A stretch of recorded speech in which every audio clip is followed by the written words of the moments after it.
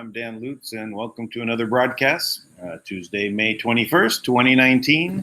And this is another fantastic day. I was going over things this morning, and Dan Bongino caught my attention. I love this guy. He's former Secret Service turned news commentator. And I've pointed out some things that he said on his show, but he has, since, he's out of law enforcement in essence, Secret Service is part of law enforcement in a way, and doing investigations as an anon, he's been digging into things. And the stuff that he's come about already is amazing. But let's talk about what he's talking about today. I have a couple of things queued up. One behind me, right? Both from the same episode that he just put out on his YouTube channel. So I encourage you to do that. Oh, I'm definitely going to add his channel to the Where We Go All.Love channel site. I'll do that after the broadcast today. He definitely is someone I'm listening to more and more because he's obviously in this on the front lines, right, where we all want to be, right? Get in there and get the things changed over that we need to get changed over. But and other than listening to the whole thing, which is an hour, we're gonna take a couple of segments, a couple minutes here and a couple minutes there. But let me give you the what he's talking about. So we're talking about the Steele dossier, and he's making a point and referring to things that Trey Gowdy has said on one of his interviews. That it shouldn't even be called a dossier, right? Because it's just salacious material. It's basically gossip from the internet that they put all together in one document and said, "Oh, this is the reason we have proof that Donald Trump is colluding, being treasonous with the Russians." Because that's what collusion with a foreign government means: treason. See, they weren't calling it that because it was too strong of a word, right? And they didn't want to scare people away. They just said collusion. He just says colluding with the Russians. No, what they were saying is he was being treasonous. So they put together this document, and they used it to get a warrant for spying. They're running for the hills when they hear the word spying. Right? No, spying. We weren't spying. We were investigating. So they were spying on Trump, and as we have been talking about in the past, it was that they're literally using this as a cover-up to the hammer, to the spying program against everyone that's been going on since 4 years before the election, at least, if not earlier. But this is the cover-up, right? This is how they did it with the Steele dossier. Point the attention over to Trump as being colluding with Russia. Again, whatever they are doing, they're going to project that onto their opponent. And in fact, they're doing it as a cover-up, as their tool to cover up. So they went to get the FISA warrant 4 times. But what we're going to talk about is the 5th time they used it. And why did they use it? That's the whole point of what we're going to cover today. And this is how we're tying Obama into it. So let's start with where Dan is here. He's going to talk about Trey Gowdy. Friday's show. The gist of Friday's show is this. We now know Christopher Steele, who provided the information the FBI used to spy on Donald Trump. The information turned out to be false and descriptive. We call it the dossier, the Steele information, whatever you want to call it. So those two things may not be the same thing. But we know now that at least Steele said that information is, quote, sources were these 2 Russians, Trubnikov and Surkov. There you go. So you can see how. You can see the Trubnikov, Surkov. Yes, it sounds so true. Russian names. Those are the sources. The sources. So we know that.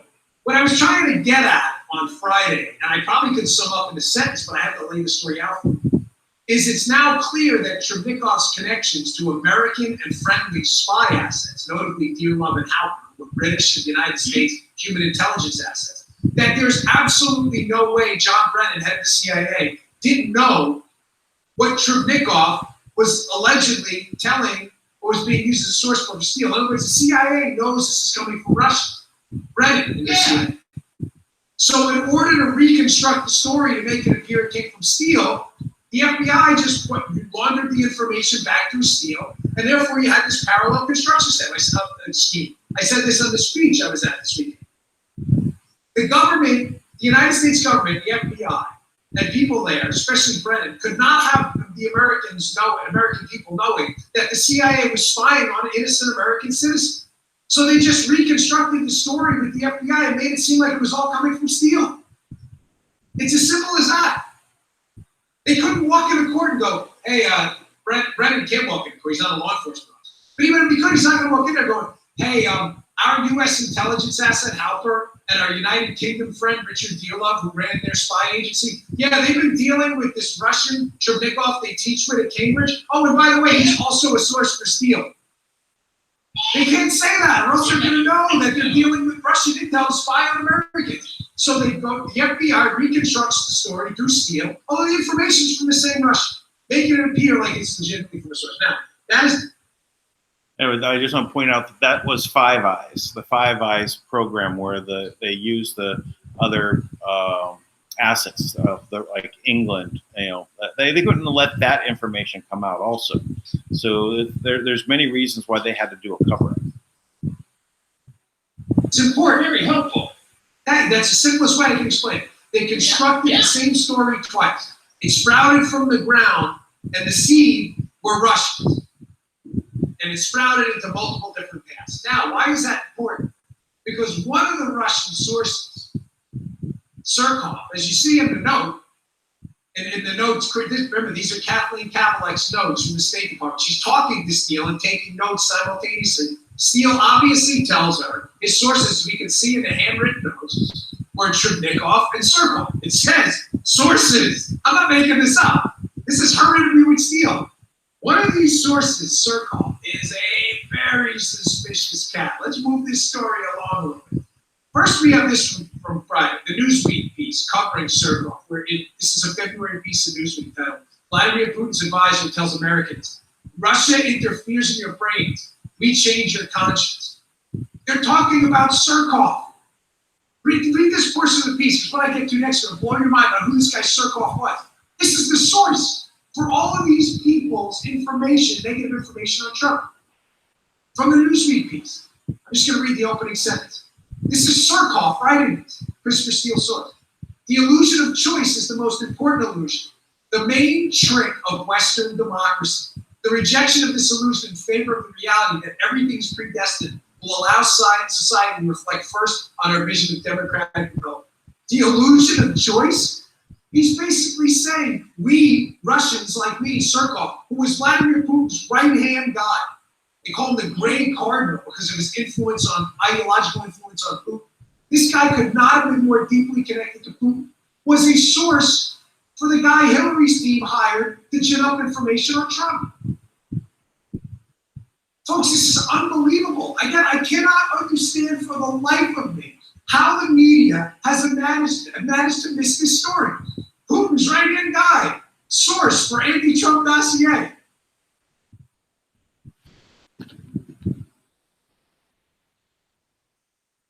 So the Russian collusion came from Hillary. Hillary was colluding with the Russians to interfere with the election. Donald Trump wins, and they need to get him out. Donald Trump's going to win, and they need to also cover their tracks. They also know that that if he's in there, he's going to get back to everything that they did with Russia prior to that. Now he's going to go into more of that, so we're gonna go ahead and touch on this as well. I'm going to play a little bit more, but just to see how important it is to realize that the Russian collusion was done from Hillary and from the DNC and from the deep state, that they coordinated with this guy, and these, and that's what, as he was saying, why the media is looking at these notes and they can say, well, here's the sources are Russian that Steele's using.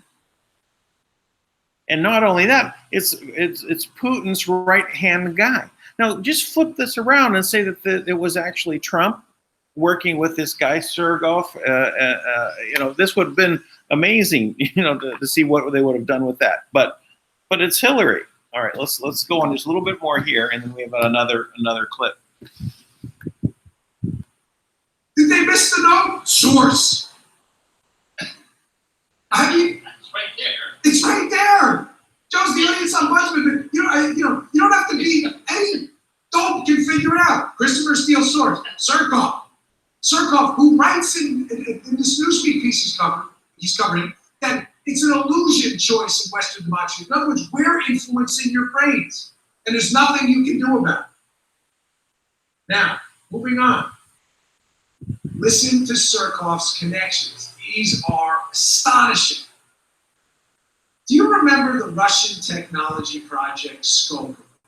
I had said this a while ago on shows. Remember Skolkovo? I had a good tip on this. Now it's all coming together. Why I got that tip. Skolkovo was a Russian Silicon Valley type project. It was a technology project they instituted over in Russia, where the idea was to bring American technology over. No problem with that on space. I'll get to this in a little while. What happened with Skolkovo was it was alleged by our own intel people that Skolkovo became not a technology project, but a project to steal our military technology. Now, who was in charge of Skolkovo? Put up this piece of this. This is killing. Who was running the Skolkovo project? Here's a piece from Slate. This is from 2013. This is not a right-leaning outlet. Not just oil and oligarchs. Skolkovo is Russia's bid to jumpstart its tech industry. Can it overcome the corruption charges and political conflicts swirling around? From the inside of the piece, keep in mind who is running the Skolkovo. Oh, Deputy Prime Minister Vladislav Surkov. Surkov? You mean the same guy who was a source for Hillary's guy, Christopher Steele? Skolkovo's unofficial curator and the former Gray Cardinal behind the Kremlin's ideological strategy resigned abruptly after publicly criticizing the investigation into the Skolkovo project. He's the unofficial curator of the Skolkovo project? So just to be clear, I'm going to keep this simple, and I'm budgeting Joe's on his game here. Oh, yeah. Vladislav Surkov is a source for the negative information, the fake dossier stuff, generated by Christopher Steele being paid by T. Miller. His source, Steele's source, is Surkov, who is also the unofficial curator of a Russian technology project being used to steal sensitive military technology. Okay, let's move this story along even more. John Solomon, piece in the Hill. Who else was involved in Skolkovo and who supported Skolkovo? This is John good. Solomon, from February of 2019. The case for Russia collusion against the Democrats is the piece. From the inside of the John Solomon piece. Oh, is this going to scramble your eggs? As Secretary of State, Hillary Clinton worked with Russian leaders, including Foreign Minister Lavrov and then President Medvedev, to create U.S. technology partnerships with Moscow's version of Silicon Valley, a sprawling high-tech campus known as Skolkovo. It goes on. Clinton's handprint was everywhere on the 2010 project, the tip of the diplomatic spear to reboot U.S.-Russian relations after years of hostility, prompted by Putin's military action against the former Soviet Republic and now U.S. ally Georgia. Oh, this gets good. Does this ever get sweet? A donor to the Clinton Foundation, billions of dollars. Russian oligarch Viktor Vekselberg, who, by the way, the Clinton team denied knowing later, led the Russian side of the Skolkovo effort and several American donors to the Clinton Foundation got involved in Skolkovo. Wow. Clinton State Department facilitated U.S. companies working with the Skolkovo Russia project, and she personally invited Medvedev to visit Silicon Valley. What the Hades? So the source for Steele's dossier, Steele's information, one of the sources, Surkov, Vladislav Surkov, is the unofficial curator, is deeply involved in the Skolkovo project. Hillary Clinton is promoting in her own State Department. The Skolkovo project is also being run by a donor to the Clinton Foundation, Vexelberg, who, by the way, the Clintons deny knowing personally later on through their staff. The Skolkovo project, the State Department, while Clinton's running, is approving the Skolkovo project and U.S. technology going over there. Meaning that Hillary is approving of the technology transfer from America to Russia. Now, was that not colluding? Or as I said earlier, when they say colluding, it means treason. They were selling out America piece by piece. And then they want to basically flip it around on the bad things they're doing and project it onto Trump and say, oh, colluding. Which they really meant treason.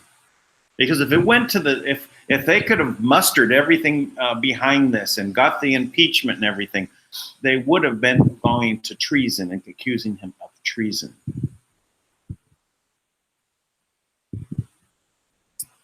All right.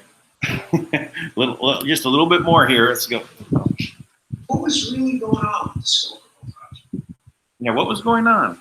That the guy who's the curator for it then becomes a source to give information to a guy paid by Hillary, Christopher Steele, used to spy on Donald Trump. What was really going on with Surkov's project? Let's go to his daily columns. I've covered in the past. Remember Skolkovo, episode 669. That's episode 669. That's nearly over 300 episodes ago. Where we said, remember Skolkovo. From the Daily Caller, our friend Diana West, who's great. This is from 2017. Hillary's hypersonic missile gap. There are some bombshells in this piece about what Skolkovo really was. Let's go to the first snippet from Diana West's piece, which is a good one. Talking about Vexelberg. She says, she's talking about this Russian oligarch who lined up investors for the project, Skolkovo. His name was Victor Vexelberg of Renova, a Clinton Foundation donor. And the project under his purview was the Skolkovo Innovation Center, which is being built near Moscow. The following month, Bill Clinton, after the Skolkovo initiative started, received $500,000 for a speech in Moscow from a Russian bank, Renaissance Capital, with ties to the Kremlin. A Clinton Foundation donor, a Skolkovo executive, and which talked up Uranium One. We're talking about Renaissance Capital, whose sale the Clinton State Department would approve, and whose executives together contributed $145 million to the Clinton Foundation. Wow! Same bank paying Clinton $500,000 for a speech. They pay him right after this Skolkovo thing starts. More from the Diana West piece about what Skolkovo really was. Here's plain language from the U.S. Army, their intelligence branch.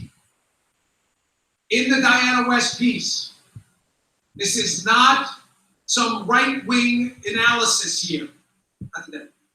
This is the U.S. Army.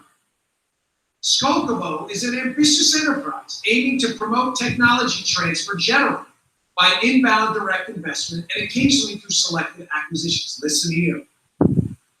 As such, Skolkovo is arguably an overt alternative to clandestine industrial espionage, with the additional distinction that can achieve such a transfer on a much larger scale and more efficiently. Ladies and gentlemen, professional intelligence people in our military were sincerely, genuinely worried that the hypersonic missile technology the Russians had developed, some of the technology was stolen using Skolkovo.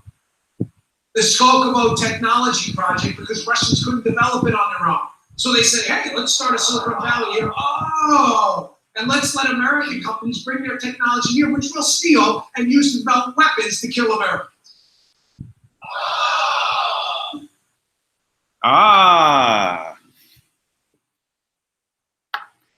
Well, he said it so well. That's why, it's so good to listen to him present this, because this is really getting down to what exactly happened.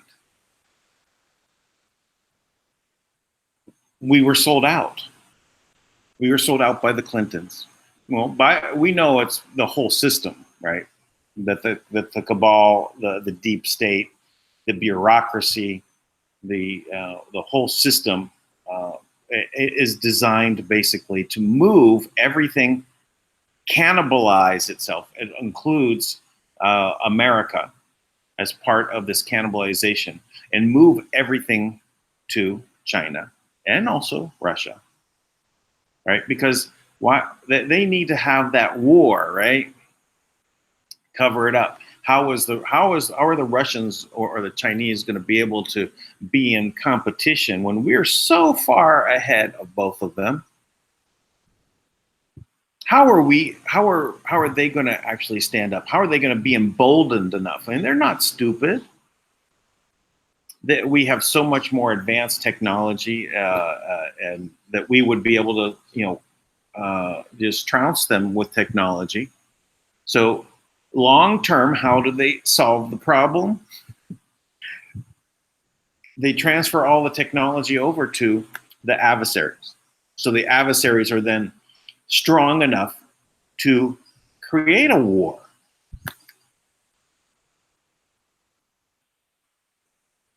The only place on the planet where there was true freedom was America.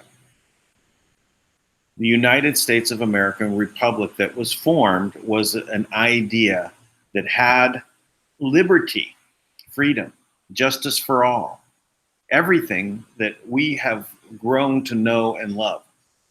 Now, this feeling out there that America was bad and we've done so many bad things around the world, where did that come from?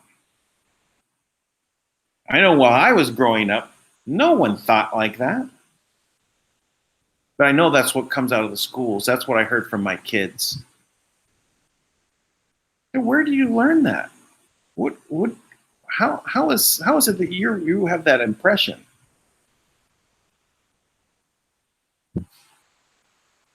We've been sold out because it was part of a plan. That the cabal plan to really just take over, and it's called, the New World Order. That's their plan. And it's multi-generational, multi-faceted, multi-levels. It was conducted for the purpose of creating not a free world that honored everybody, but a world that would basically be dominated by the idea that people are their property and they must do what they say. And if they want to kill off a bunch of them, it's their property. They can do what they want.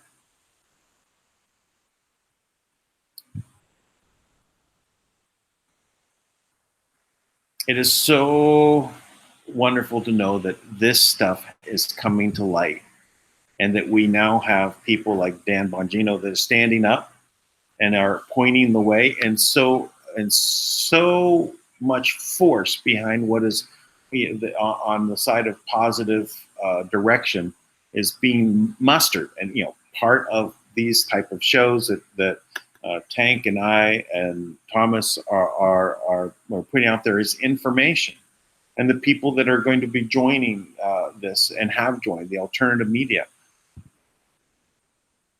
Actually, it's an interesting thing. Someone sent me an email and asked me. He apparently was thinking that we all have the same opinions about everything, and if anyone has been part of our broadcast for the last. Oh, by the way, this is the 78th broadcast today, straight in a row. We're going to do 2 weeks, and just to talk about GCR, the big lie. But things just have progressed to the point where this is so important. We know that the information that we're putting out there has an impact. We need to help people, get the information to them that is going to help us move into an abundance-based world. But we don't have all the same opinions. I pointed out that, when we're talking about the plan, I think that there's a plan, and I've heard about a plan that is about to remove the cabal, remove the deep state, remove the military-industrial complex from power. That is not the plan of the cabal. And, tanks, is, I don't want to say put words in his mouth, but, leaning towards that QAnon is part of their plan, but it's done good things, like waking up the people. I think that these are different plans, right? and basically a group of good people, which I believe is there, that want to fight against the cabal, and then Thomas, will have to speak for himself on that. But I said no, we have different takes on things. But I also said birds of a feather flock together. And the more we talk about things, there are going to be things that we're naturally going to sync up with. And this is going to seem as though we all have the same opinion, but we're all independently minded and all have our own will. And we are deciding to put out our information the best that we know it. I don't agree with everything, that Tank says or what Thomas says. And I'm sure they don't agree with everything that I say. So that's okay. It's not about the differences. It's about where we're going, what we are coming together about. So I want to go ahead and continue on with this, but we're going to jump ahead a little bit, right? Again, I encourage everyone to go to Dan Bongino's. This is his episode 983, right? So actually, I have it queued up on my screen here on my laptop, not on the big screen. So we're going to jump ahead to 52 minutes. Let me go ahead and I'll just share my screen, and we'll go from here instead of what's in the back over the shoulder broadcast there.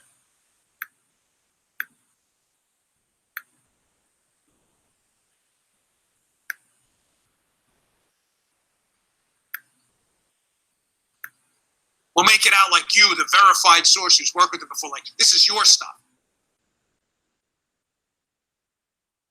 Cut number 2. Here's Gowdy talking about how the dossier, the Steele information, was used multiple times. And something at the end, we're going to end the show today. This is going to blow your mind. There's something he says at the end about when it was used the 5th time that's causing a whole lot of controversy. Pay close attention to what he says about the 5th time the dossier was used. Take me back to an email that Jim Comey wrote to his upper echelon staff. This is also considered classified, but you've seen it. What can you tell us about it? Well, take a half step back. I mean, people use the word dossier and it has such an official sound to it. I mean, let's just call it for what it is. It's a series of rank hearsay compilations put together by an FBI source who was later defrocked, paid for by the Democrat National Committee. And oh, by the way, Christopher Steele hated Donald Trump too. So we can call it a dossier. It sounds official. It's really something the National Enquirer would blush if they print it. So we know that it was used 4 times by the United States government. What we're trying to figure out is whether or not it was used a 5th time in the intelligence assessment. And you got Brennan, Clapper, and Comey, all 3 who know full well whether or not it was used in the intelligence assessment, but they're giving you different versions. Right. So there is information that exists in December of 2016, and I hope anyone who has access to it, Senator Burr, Devin, whoever is open-minded, go look at that. And I think it will help you understand whether or not that dossier, that unverified hearsay, was used for 5 times or just 4 times by the United States government. It's pretty bad if it was just 4 times. Yeah. It's really bad if it was 5. Jim Comey calls it the crown material. All right, Joe, we're going to need, can you go out and buy a Gowdy translator? And this is the Nunes translator. Yeah, sure. We're gonna need, I have to translate for you what he's saying. What does he mean the dossier was used 4 times? He means the FISA in October to spy on the Trump team and Carter Page, October 2016. And the 3 renewals of the FISA that lasted into the Trump presidency, into the summer of 2017. Those are 1 FISA, 3 renewals. The dossier, he smartly says, let's not even worry about the word dossier. Let's just call it the hearsay and the Steele information. It's important because it's not just a written dossier. It's what Steele said to people. Maybe people in the CIA and other places. He may not have given him a physical dossier. Don't get confused, because then it allows John Brennan to go, well, I didn't see the dossier until December. Did you talk to Steele? Oh, that's a different story. Yes. So Gowdy says, we know it was used 4 times to spy on the Trump team. Steele's information. Don't get caught up in the dossier thing. Steele's information is hearsay was used, which we now know one of his sources, according to Steele himself, was Russian. 2 of his sources were Russian. Putin's right-hand guys.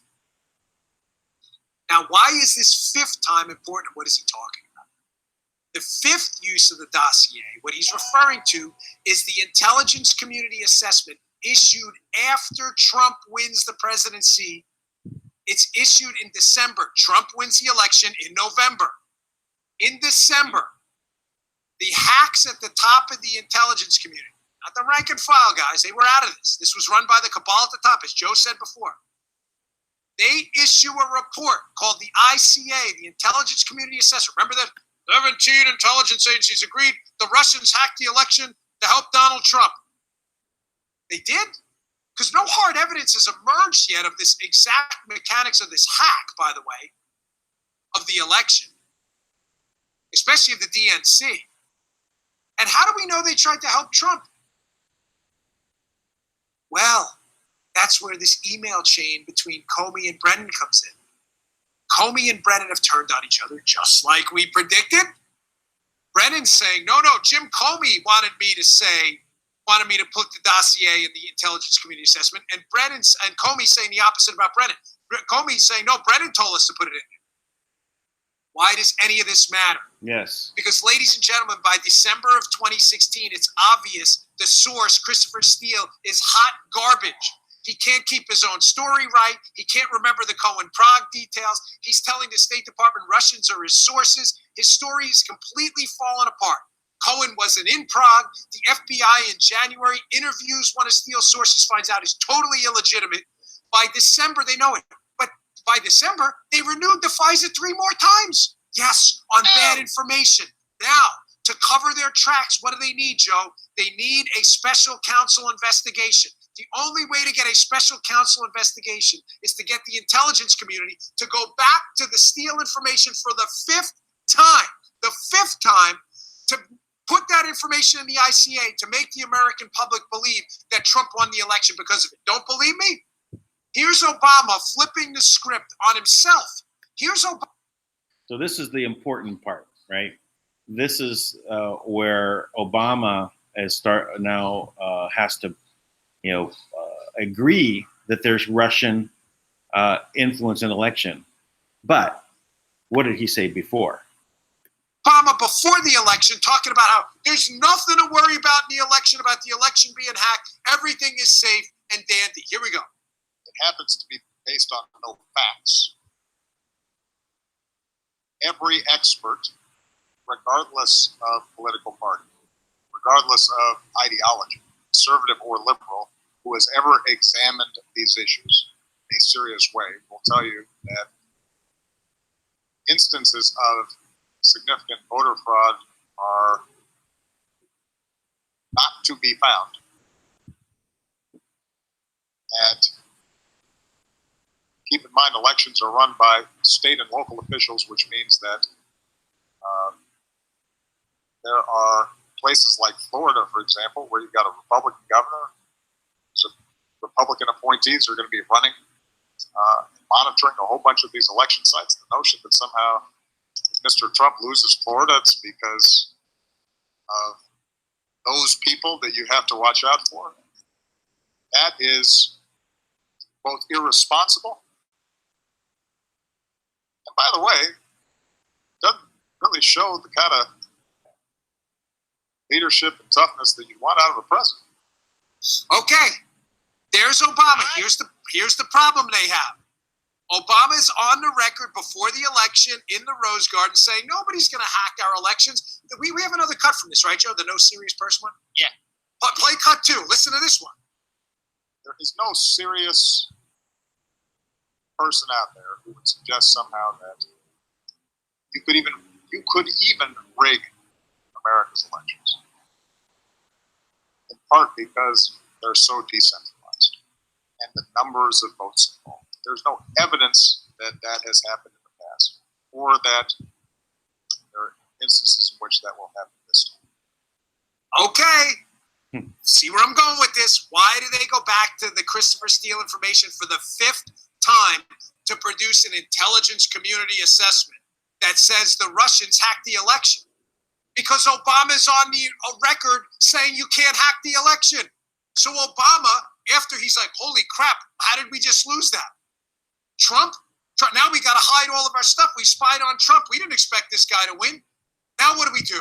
Well, we're going to need the intelligence community to say the Russians hacked the election. We're helping Trump so we can investigate Trump to get him out of office to hide our stuff.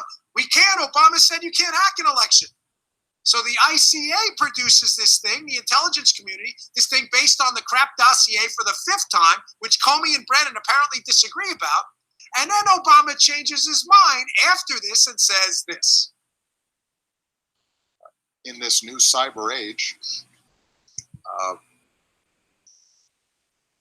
we're going to have to make sure that we continually work to find the right balance of accountability and openness and transparency that is the hallmark of our democracy, but also recognize that there are adversaries and bad actors out there who want to use that same openness in ways that hurt us. Whether that's in trying to commit financial crimes or trying to commit acts of terrorism, or folks who want to interfere with our elections. Oh no. What? I thought you couldn't interfere with our elections. Now cyber criminals are interfering with our elections? There's Obama planting the seed. He's about to do the flip the script thing. Hey, what I said about people not being an impact our elections, that's not true because, hey, the intelligence community said it. But what did the intelligence community base that on? Oh, the dossier. You mean the same dossier used to spy on Trump 4 times? Yeah, that one. You mean the discredited one? Yeah, that one. You mean the one that came from Russians? Yeah, that one. You mean the same Russians you're criticizing? Yes, that one. Beautiful. Well done, Trey Gowdy. Nice job. There we go. Well, as I said, please subscribe to Don Bongino's show. It's a DAN and then BONGINO, and just like that, and click on the notification bell. So this is why it is so important. Oh, I think I turned off the screen share. Sorry about that. But yeah, anyway, I ended up subscribing just then and there. I was looking at it anyway and searching it out. But I did subscribe just now. But I urge you also to subscribe to his show. Anyone that we're getting good information from, please subscribe. Subscribe to this channel. Subscribe to all Thomas's channel, Speak Project. Subscribe to all of this because it helps us overcome even the shadow banning. Because you have to work 10 times harder to actually have it, ratchet up in the numbers, which means more people join because you get recommended more when you get up there. So very difficult for us to do it in their shadow banning system.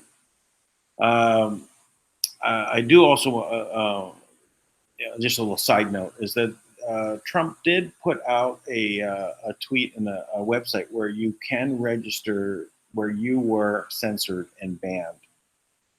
You need to use screenshots and things like that, but they put together a site where you can do that. We'll cover that another time. I don't have it queued up rather than go looking for it, but that has been made available because they're going to start going after these tech platforms for social media. And saying, listen, you've been you've been interfering with the elections. That's treason. It is treason. When you basically are going against your country, and they can show that it's actually foreign governments that you're working for. So, for example, Facebook, right? If you're everyone leaving, show that there's a say UK intelligence, MI6, and UK government officials coming over to take over Facebook from the Queen's Privy Council and the second one in charge of second assistant or the assistant to the president of the Prime Minister, something like that. Anyway, so this is all be unfolding. It is so deep.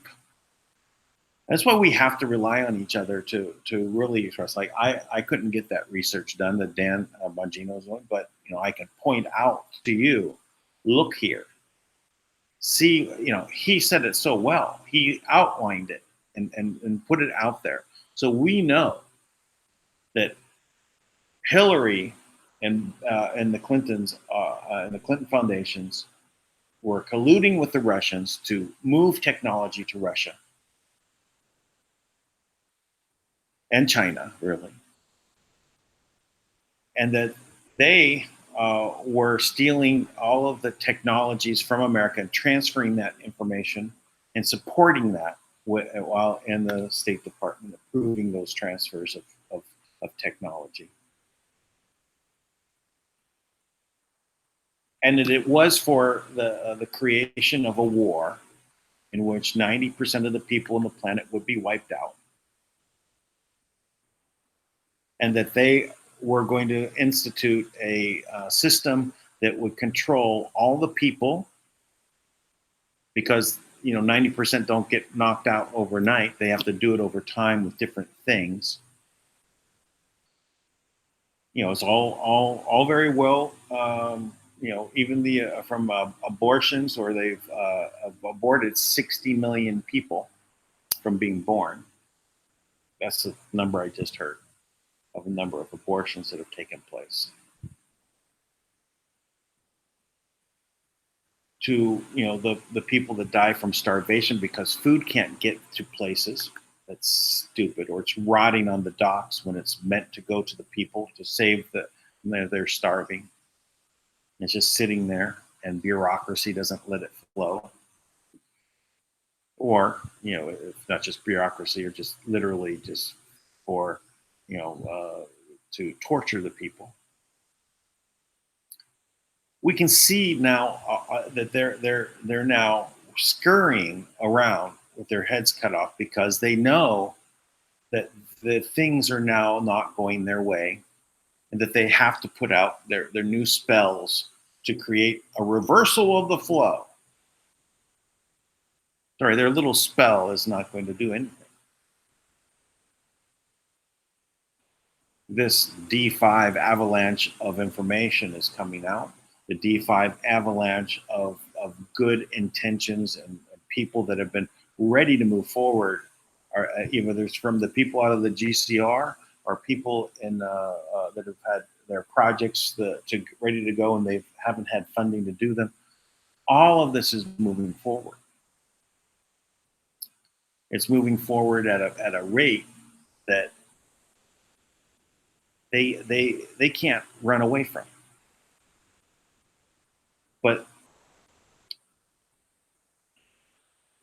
just as there's that old I guess story of when the Pilgrims first arrived in America, and the natives that were on the shoreline could look out at the ocean, and they would not be able to see the ships that were out there, even though if we were standing on the shoreline, we'd say, "Hey, look at those ships out there. They have the big red cross on them, and they've got a sail, and they're heading our way." They couldn't see them.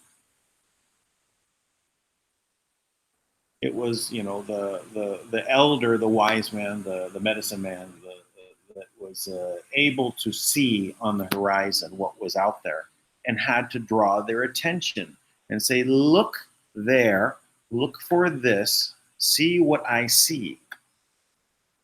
Because they can't see what they don't understand and what they don't. This is really what's happening to the cabal. They've been in power forever. Two sides, the elite against everyone else. Bloodlines or status or whatever wealth as the ratchet level between the different levels of people that the further down you go, the less they see you. They can't see really what's coming. They have the feeling that something is not right, and that's why they want to reverse the flow with a little spell that they put together. I mean, their little spell is literally like crashing a plane and doing something in the Kentucky Derby. I refer you to Serial Brain 2 for that analysis of how that actually, gets spelled out. Or what happened in Notre Dame was actually upsetting their plans, the good guys upsetting their plans.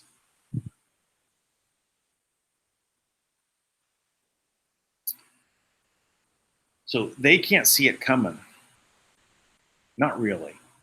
It's out on the horizon. They squint in their eyes. And I think we might be in trouble. The other guys, no.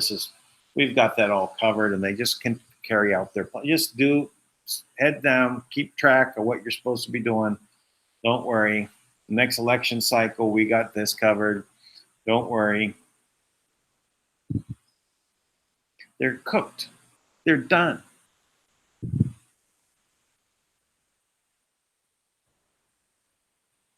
We need to move forward. We need to take action. We need to basically take everything that we know and bring it out to the rest of the people and let them understand, even if they can't hear it right now, even if they can't see it right now.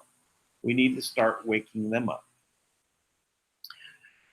The stuff that we talk about here is so far away from what they know. We're really from another planet, the Twilight Zone, Alice in Wonderland, maybe a bad reference, but an alternative reality.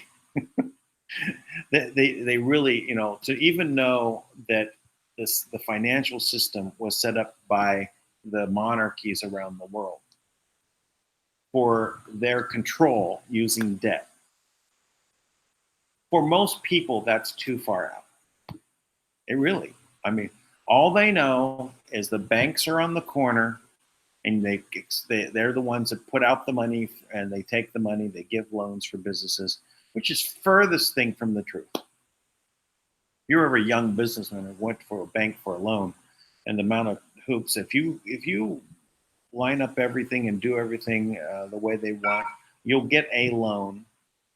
But if you're really on your game, you can just squeeze through that gauntlet that they put in front of you. But it's also set up to where they're going to expect you to go for bigger money and fall in line with the commercial system. To bring in investors, dilute your position so that as an individual business owner, you can't get money. Always going to be splitting it amongst all of the others so that you don't get power to challenge them. You can't build a dynasty with your family because they're the only family dynasties that can exist.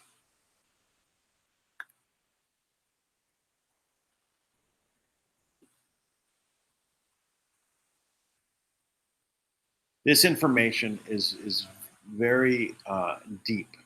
We cover a lot. When we start talking about galactics, even if you get the sci-fi crowd, the ones that are Star Trek fanatics, Star Wars fanatics, everything that is sci-fi, they're there. They love this stuff, right? They believe in aliens, of course they do. But for them actually to believe that there were entities here that set up a secret form of government around the world, that they knew what was going on, but they controlled the cattle on the plantations, the people.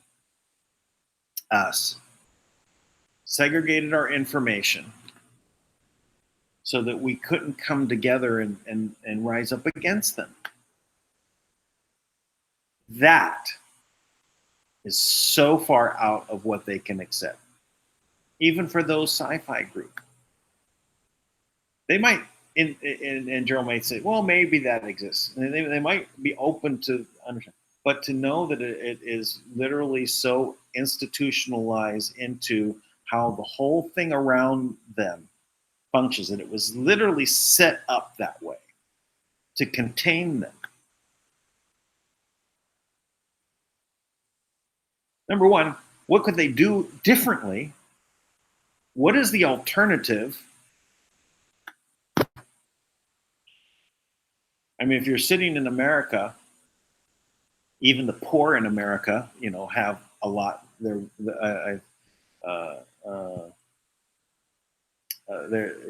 being in a poor in America, and you're still able to, pay all your bills and eat and everything like that. It's not the same as being poor, say, in the Philippines, right, where you're literally climbing trees for your food. Raising your own chickens, making a fire with coconut fiber, right? You make charcoal out of the husks from the coconuts. There's truly poor here.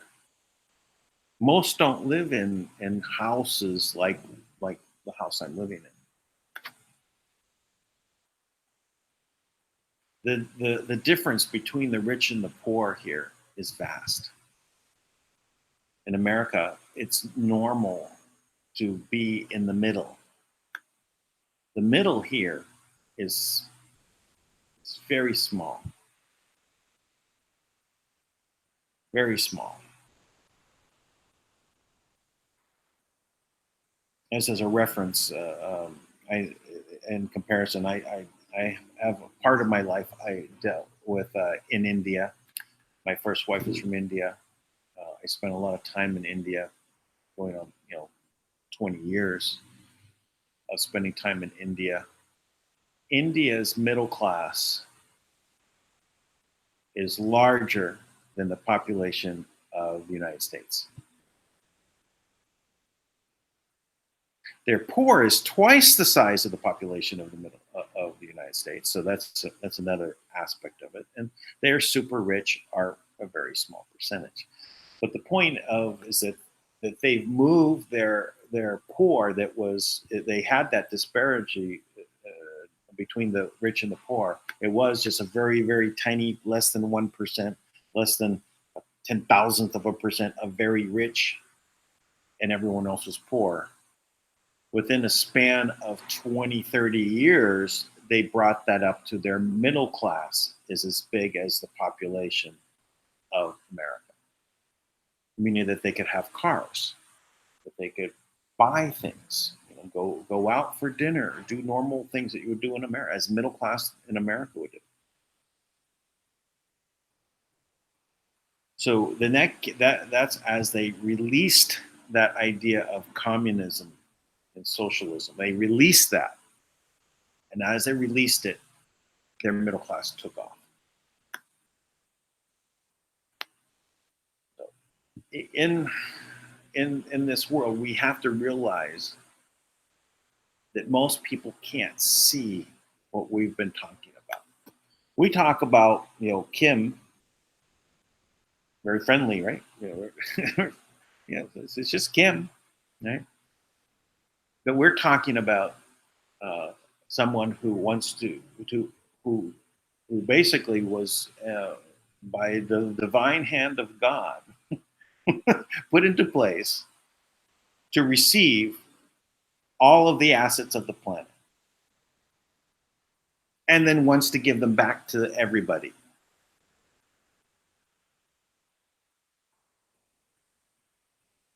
What's more hard to believe?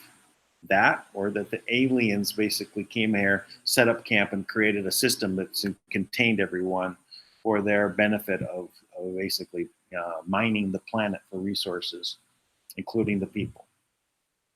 which is harder to believe. And this is what we're talking about.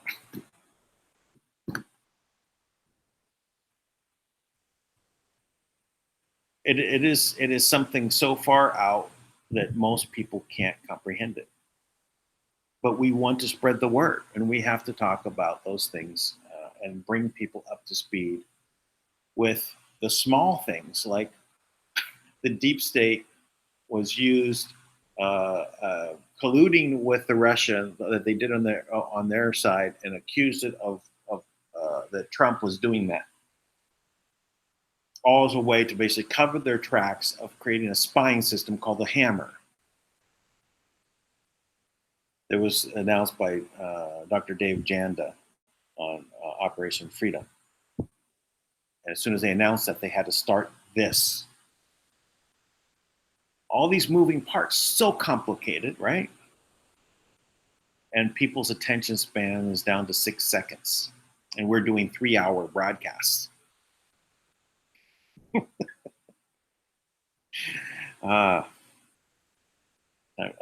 1 hour into, so it's 10 o'clock. So Tank should be finishing up his projects, Speak Up with Tank, and be coming on within the next half hour or so.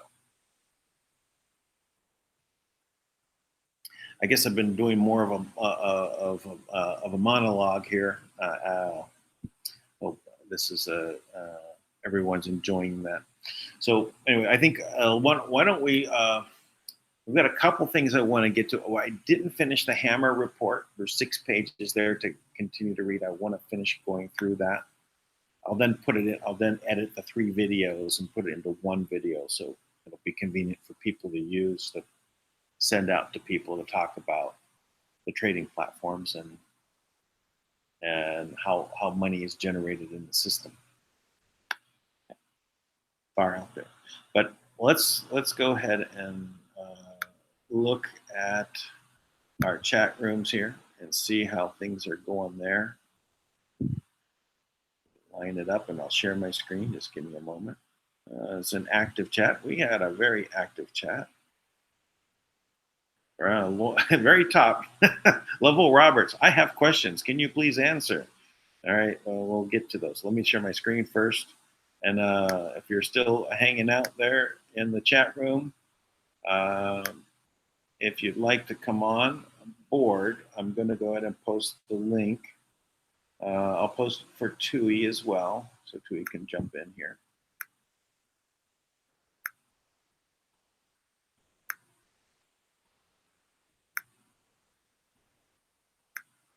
Tui now has the link. I'm going to also post it in the Where We Go One, We Go All .love group in Telegram. So you can get the link from there. If you haven't joined that, the link is down below in the description of the videos. If anyone want to jump in, you can jump in from there. Okay, so here we go. So let's see if Roberts had any, if he puts his questions. If you have a question, please just put a Q and then your question right afterwards, and that way it's easy for me to spot as I scroll through the questions.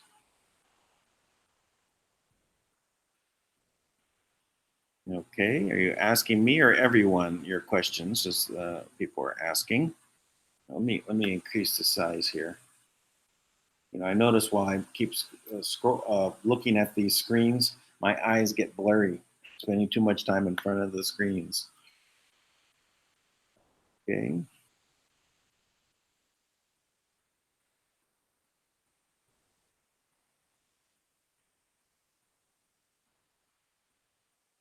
Yes, okay, let's talk about Dan Bongino. Yeah, that's about right.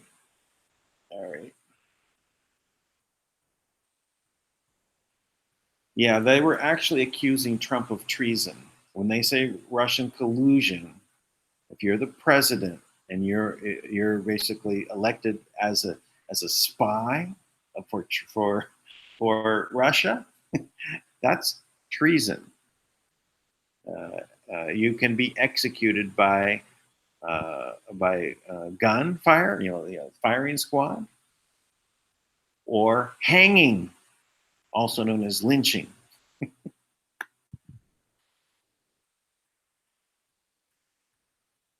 Dems and rhinos corrupt. You're all way behind. Fake MAGA. This Dan. What's that? Fake MAGA. This Dan. I don't know what that means.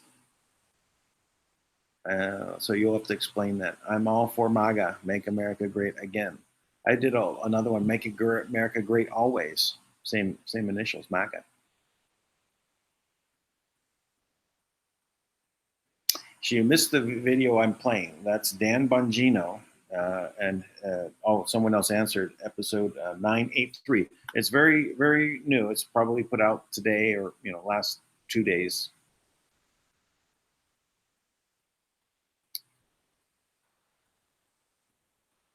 Yeah, Trump just had a great rally in Pennsylvania. That's true. I was watching some of that. Didn't have time to watch the whole thing. It was on today.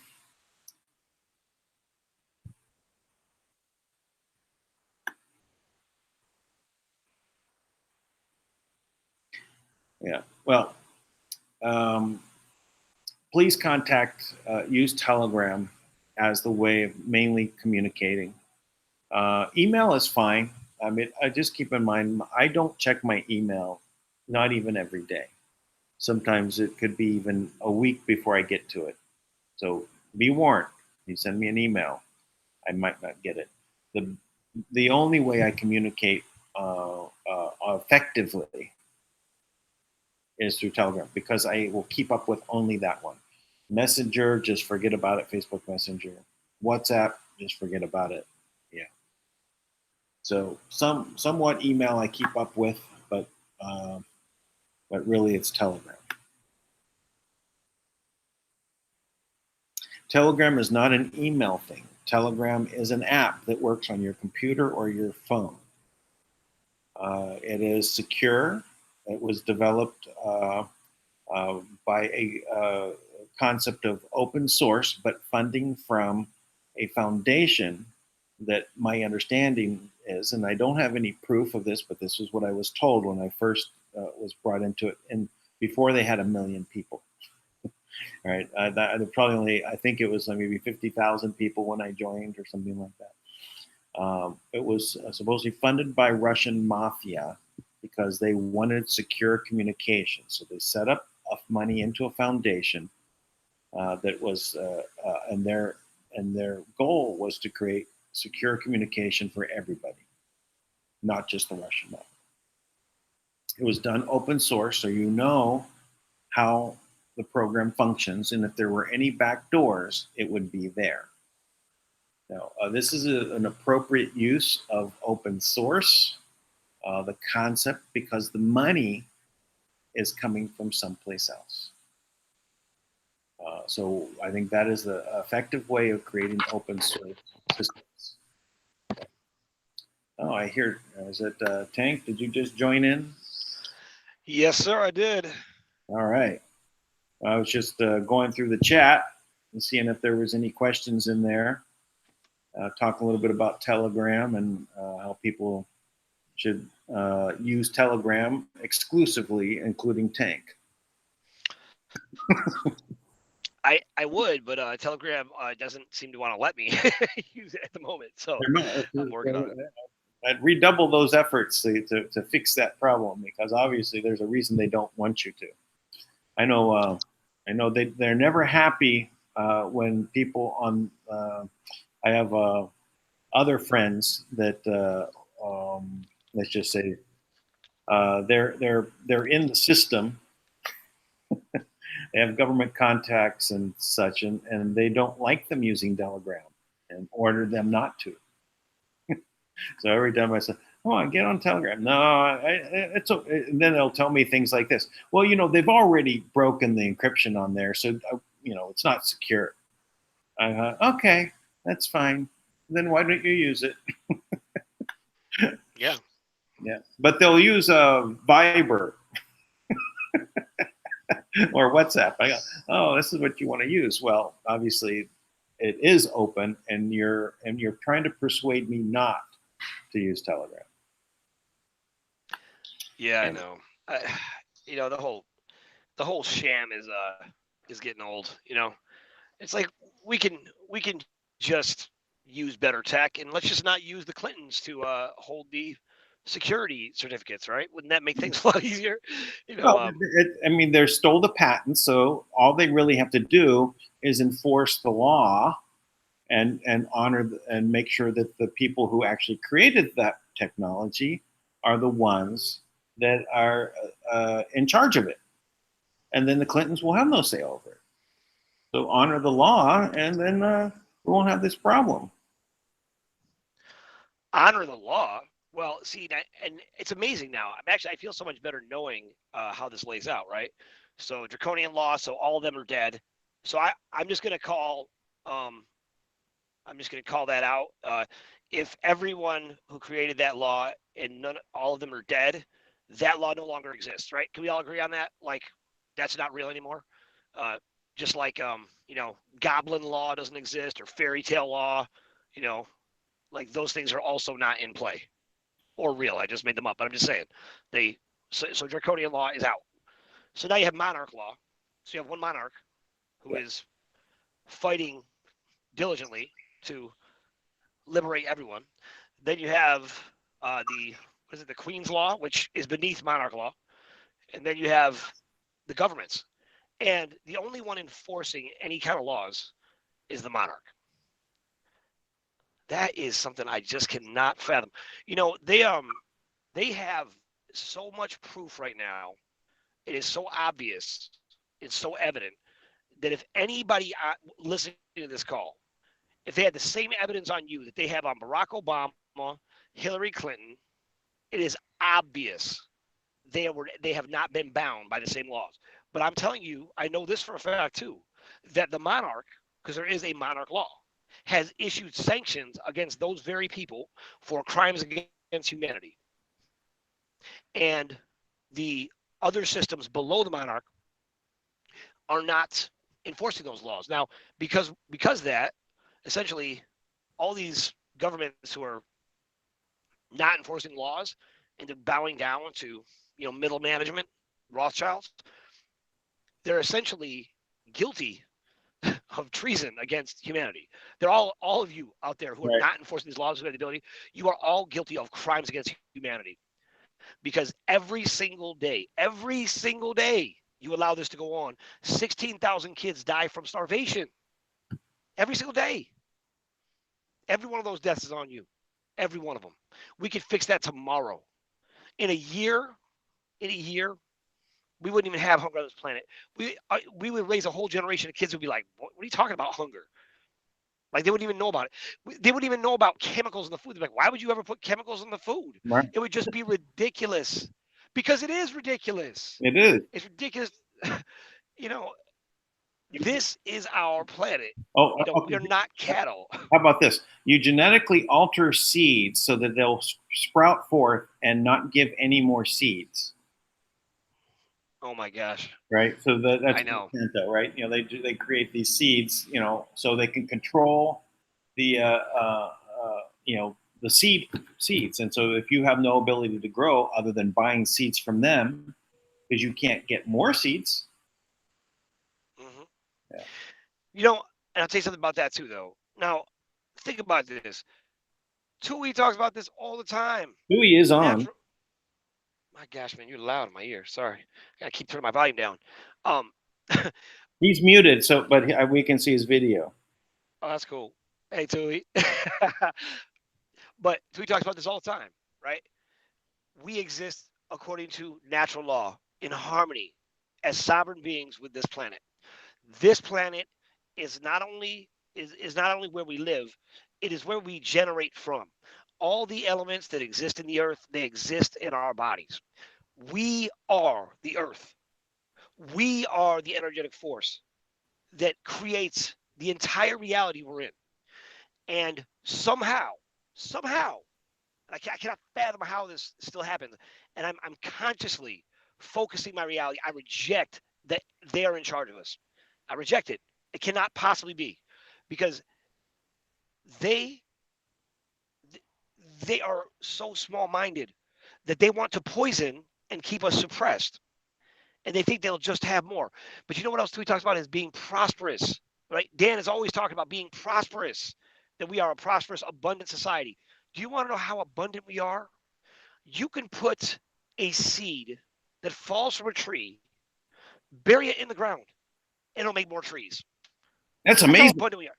It's amazing. That's amazing. You you can go do something that most people probably enjoy more than anything else, and you make more people. I mean, that's freaking amazing. This world is incredible. This world's incredible. And they're trying to stop that. I know they're trying to create androgynous, men, women, and make that normal. They're trying to make that a normal thing where women, men, or shims, or I don't even know what it is. This fabricated, ridiculous idea that, and then they did just lock it down though, right? With this bodybuilder who claimed to be a woman who hadn't had a sex change because it was a dude, right? And they said they did a test, they did a hormonal test, and they said nope, that's not a woman, that's a guy.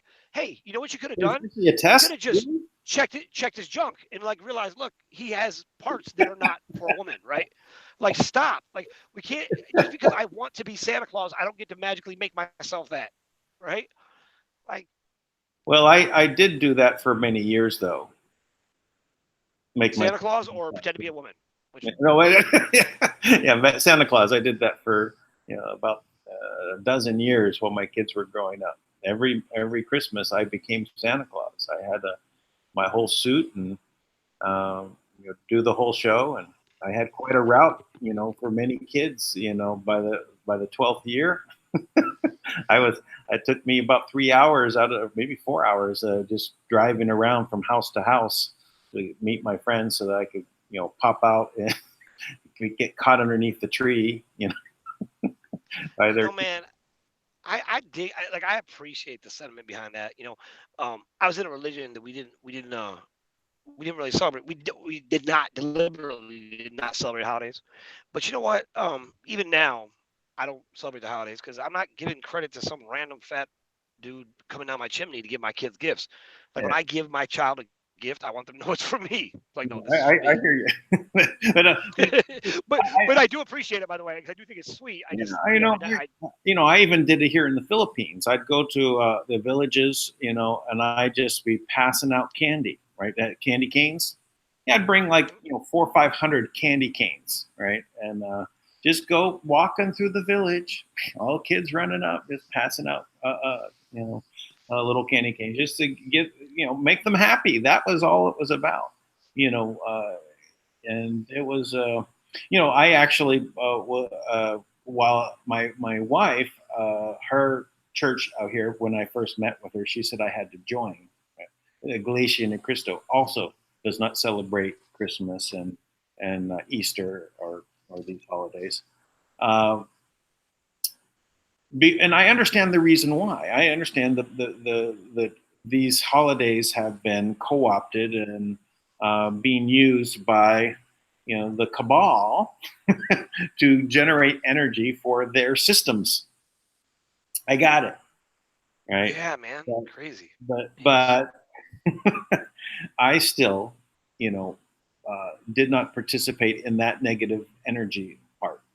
Yeah, good for you. I focused on the positive energy of the true message that was about just bringing happiness, and that's what it was, and that's the only thing I focused on. And yeah, I might do it again. Look, I figure they're trying to depopulate. I'm just going to keep having kids. And I'll tell you what, I'm going to raise every one of my kids to be just as fired up and engaged as me. And they can take me out and I'll raise up another one. They could try. It's amazing. I'm just thinking about it. These things we do, like what you did, it's like, you know what? You did because you're just a sweethearted, kind guy, right? And that is more powerful than what they tried to do with it, right? To make us worship something. I love Christmas in New York. New York could be just a miserable place at times. But man, in the wintertime, There's less people outside. It snows. Lights are out. I love New York. I know people say it's over commercialized, but it's only because they're over commercialized. It's because they think it matters. Well, I also loved Halloween. Oh, me too. Yeah, me too. I'd make the front of my house look up like it was like tombstones and giant spider webs with created all these giant spiders out of paper mache. I'd dress up. That's so much fun. Yeah. Yeah, good times. I put on I look like a scarecrow sitting in a lawn chair with a bowl of candy on my lap, right? And I had the stuffed newspaper in my arms and coming out my neck. Right, and I'd just be sitting there on the chair with the candy. It says "Take one," right, and the kids come up and grab a handful, and I go "Rah!" So much fun. That's great. The scariest one I ever saw. Take one. I'll never forget. I was a kid. Now this house was all dark, and they had a bowl of candy sitting on the front porch, just like that. And there was and you could see this image, and it was a guy in a gorilla suit sitting in a rocking chair, and it could have been a scarecrow, and he didn't move, and it was the scariest thing I ever saw in my life. When I was a kid, I was like, "What's happening?" But in my house, because I'm a sculptor, right? So I'm always scrapping. I always scrap metal. I always have stuff all around, and I used to take old barber chairs, right? And I used to change their structure and make them cooler, right? So they could be used in a house. And so I had these cool barber chairs. Right? I put all these barber chairs in my garage. And then I made all of these talking skeletons that I put in these barber chairs, right? And when kids would walk up to the house, the garage door would open and all these skeletons would be there talking to them. It was epic. I love that stuff. Where my house is in Santa Monica, California, the area where I live there was a lot of people out of Hollywood, right? And some even the guys that actually did a lot of the special effects. So wow. Their homes, I had a great house, right? Made up look, very, but compared to what they did, they're doing full on Hollywood effects with, full real coffins and mummies or, zombies. I mean, just over the top. And there'd be a line that go around the block to walk up to the house, right? Yeah. To get your candy. So just because it was so fantastic. So, but those, the energy behind those things, was really to provide enjoyment for the kids, right? Even if you're going to scare kids, right? They're going to appreciate that, right? Well, I honestly, I did it like I always have my own kids in mind, and I do it just to build stuff with my sons, just so they're having fun, and we had pulley system. I mean, I'm over the top with everything, right? Always.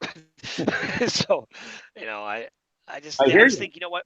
Yeah, your kids are only, matter of fact, in New York where there's no hills, literally every year of my son's life, I have built a man-made, and I mean one man, just me, with a shovel. I have built a sled riding hill for them every single year that has gotten bigger and bigger, right? I mean, the last one I had went all the way up to the second floor, right? And I would build it from scratch so I could take them sled riding. There's no hills in Long Island, and I would make it great, right? Just spend the whole day with them. I built giant ice sculptures in the yard. I built a giant one time. I sculpted a giant face on one side of the road, and I put the foot coming up on the other side of the road. Ouch. I just it's part of my parenting theory that every chance you get to go over the top to show your kids you love them, you should. I don't think you can spoil kids. I think it's a myth. If you give everything now, also. Oh, Galactic Unicorn got muted. It might be a phone call coming in. Remotely raise my voice to my kids, though they wouldn't even dare mouth off to me because they know I love them. So You did get muted for about 20 seconds there. Yes, I can't stop phone calls from coming in. I don't know what it is. It's like everybody out there. I'm live. Please tell a friend. because people keep calling me when I'm live. I'm like, just listen, listen to the show. I'm telling you everything's going on. So, Well, actually, do you have an update? I don't have an update, which means Kim was intentionally. Oh, there you go, muted again. Right. Yeah, sorry about that.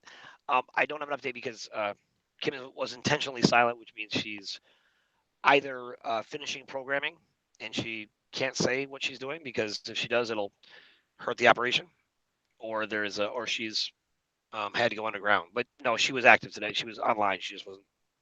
She couldn't respond. So, Okay. But I did ask her about Steve Mnuchin being out this week, and she said no, he's still around. She said, I've heard it before. We'll see. And I understand what she's saying. Like, they repeatedly have said that he's gone. He's been fired. But on the 13th, right, he was at the White House, and President Trump was up talking about having a dinner for the Islamic holiday, whatever it was, right? And out of respect to just all religions, right, or religious diversity or whatever. And President Trump turned to Mnuchin and said, thank you for going to do such a great job in China and negotiating a deal. And I wanted to scream through the television, like, how on earth this man went there and tried to sabotage the U.S. government. He tried to steal $2 trillion designated for infrastructure. He's intentionally making demands to the Pentagon through the Chinese elders. He is currently making threats to everyone, pounding his chest, saying that he is the one in control of the financial system, but he can't even access the financial system. He can't do anything. What's he in control of? I don't even know if he has access to his checking account, because the way Kim sets it, usually Kim will shut people off altogether, which is the way it has to be done. I don't think that man should have access to anything. We need this whole system. I had this experience. Oh man, Tui, I would like to hear you about this, man. If you can unmute Tui, if you could talk, Tui. I had this experience, Tui, in meditation, and it was the only time I went into Source. It was the only time I felt I could feel directly when speaking directly to him. And it was like, and there was a voice. I felt this voice very clearly within myself, and it was Source confirming within me. And he said, there is no higher court on the land than you. As in you, the people. Because the highest court on this planet is the people. Now that's my Indeed. experience. Indeed. Okay, mute him out again. No. That's all I needed. No, Well, yeah. I want to ask. Well, go ahead. So you go ahead. I wanted to ask a question of you, Tanka. It came up yesterday about levels. Go ahead, man. Ask. All right. So, because I went through those levels and I was realizing that well, we have common law. Where does common law fit? And I would say it would be above draconian law. But we didn't really talk about that. How does that fit? Because that's God's law, nature's law, common law. In reality, okay.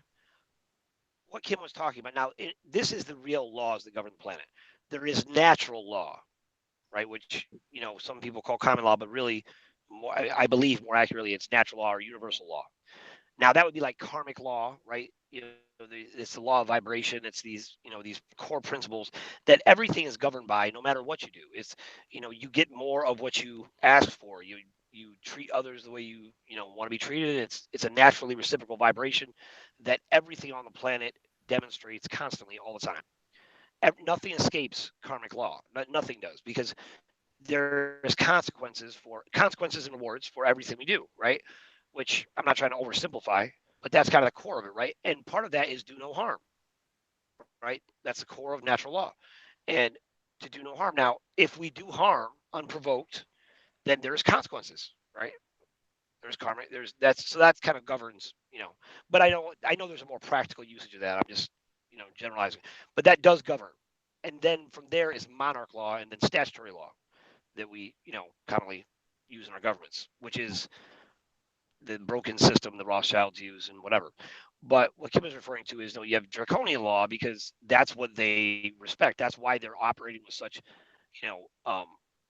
unwarranted, uh, self-unrighteous indignation, right? They're so prominently boastful about their ignorance that they feel that they can pass laws to allow our living children to be sacrificed, and they can make it part of their corrupt, wicked, evil government system. They're completely ignoring the karmic law. And I'll tell you what, every single one of them is accountable for allowing that to happen. If it happens once, they're all accountable. They're all accountable for that baby's life. I'm sorry. It's just so. It is beyond reprehensible that this system right now, what we're seeing, I'm glad to see the upheaval of what's happening. I'm glad there's finally, things happening to take a stand the other direction. But there's so much evidence. You could tell Attorney General Barr is like, these answers are not satisfactory. You're not giving me what I need. You're not answering my question. You're lying, right? There's obviously evidence, right? There's sworn affidavit by an FBI agent who did the investigation in the White House to prove that the alleged missing emails that the White House denied any finding of, right? And they have it all documented. It's all documented how they planned to lie, right? All of that's documented, and Judicial Watch has all of it, and Tim Fitton has been putting it out everywhere. It gets to a point where how does anyone pretend like that's not so? Soldiers died. Soldiers who were trained, elite soldiers, special ops, Navy SEALs, died in Benghazi because of an intentional, staged attack by paid mercenaries that were Blackwater mercenaries pretending to be ISIS, right? Who attacked Benghazi to kill the ambassador there at the embassy. That was the goal. That is fact. And that's fact. And that they were, and what was being discovered was the arms being funneled to ISIS at that time, and that's one of the reasons that they needed to basically cover it up, because they would know that this occurred. They didn't want to know that. Yeah. Absolutely. What you should do is stop wasting time trying to get go get the Clinton. Find out how they collected $15 billion for Haiti, and Haiti got $1 billion. And now the United Nations is there still sniping civilians, peacefully protesting, laughing, skipping down the street, sniping to create fear. I once saw an article that was published, and they had pictures of cash that was put in boxes and stored in Haiti. I mean, all with the Red Cross symbol on it. So all that was in there was cash. It was American dollars, but with no idea about what how much there was. But it was a big room with this container and another container, all with cash in it. And then someone was obviously upset and wanted to point this out, and that's what the purpose of it was hey, what is this cash sitting here? Why isn't it being used? First of all, why is it in cash? And it's not like there's a big flow of cash into the that's happening. It's sitting there being stored. And why isn't it being used? It needs to be circulated in the economy to create abundance. Yep. Yeah. I realize a lot of what I thought is like, the money will come in and, and we won. But you know what? The money will come in and we are still in the system that is going to fight us on everything. So I realize that a big part of what we're going to have to do is really craft You're breaking up, Tank.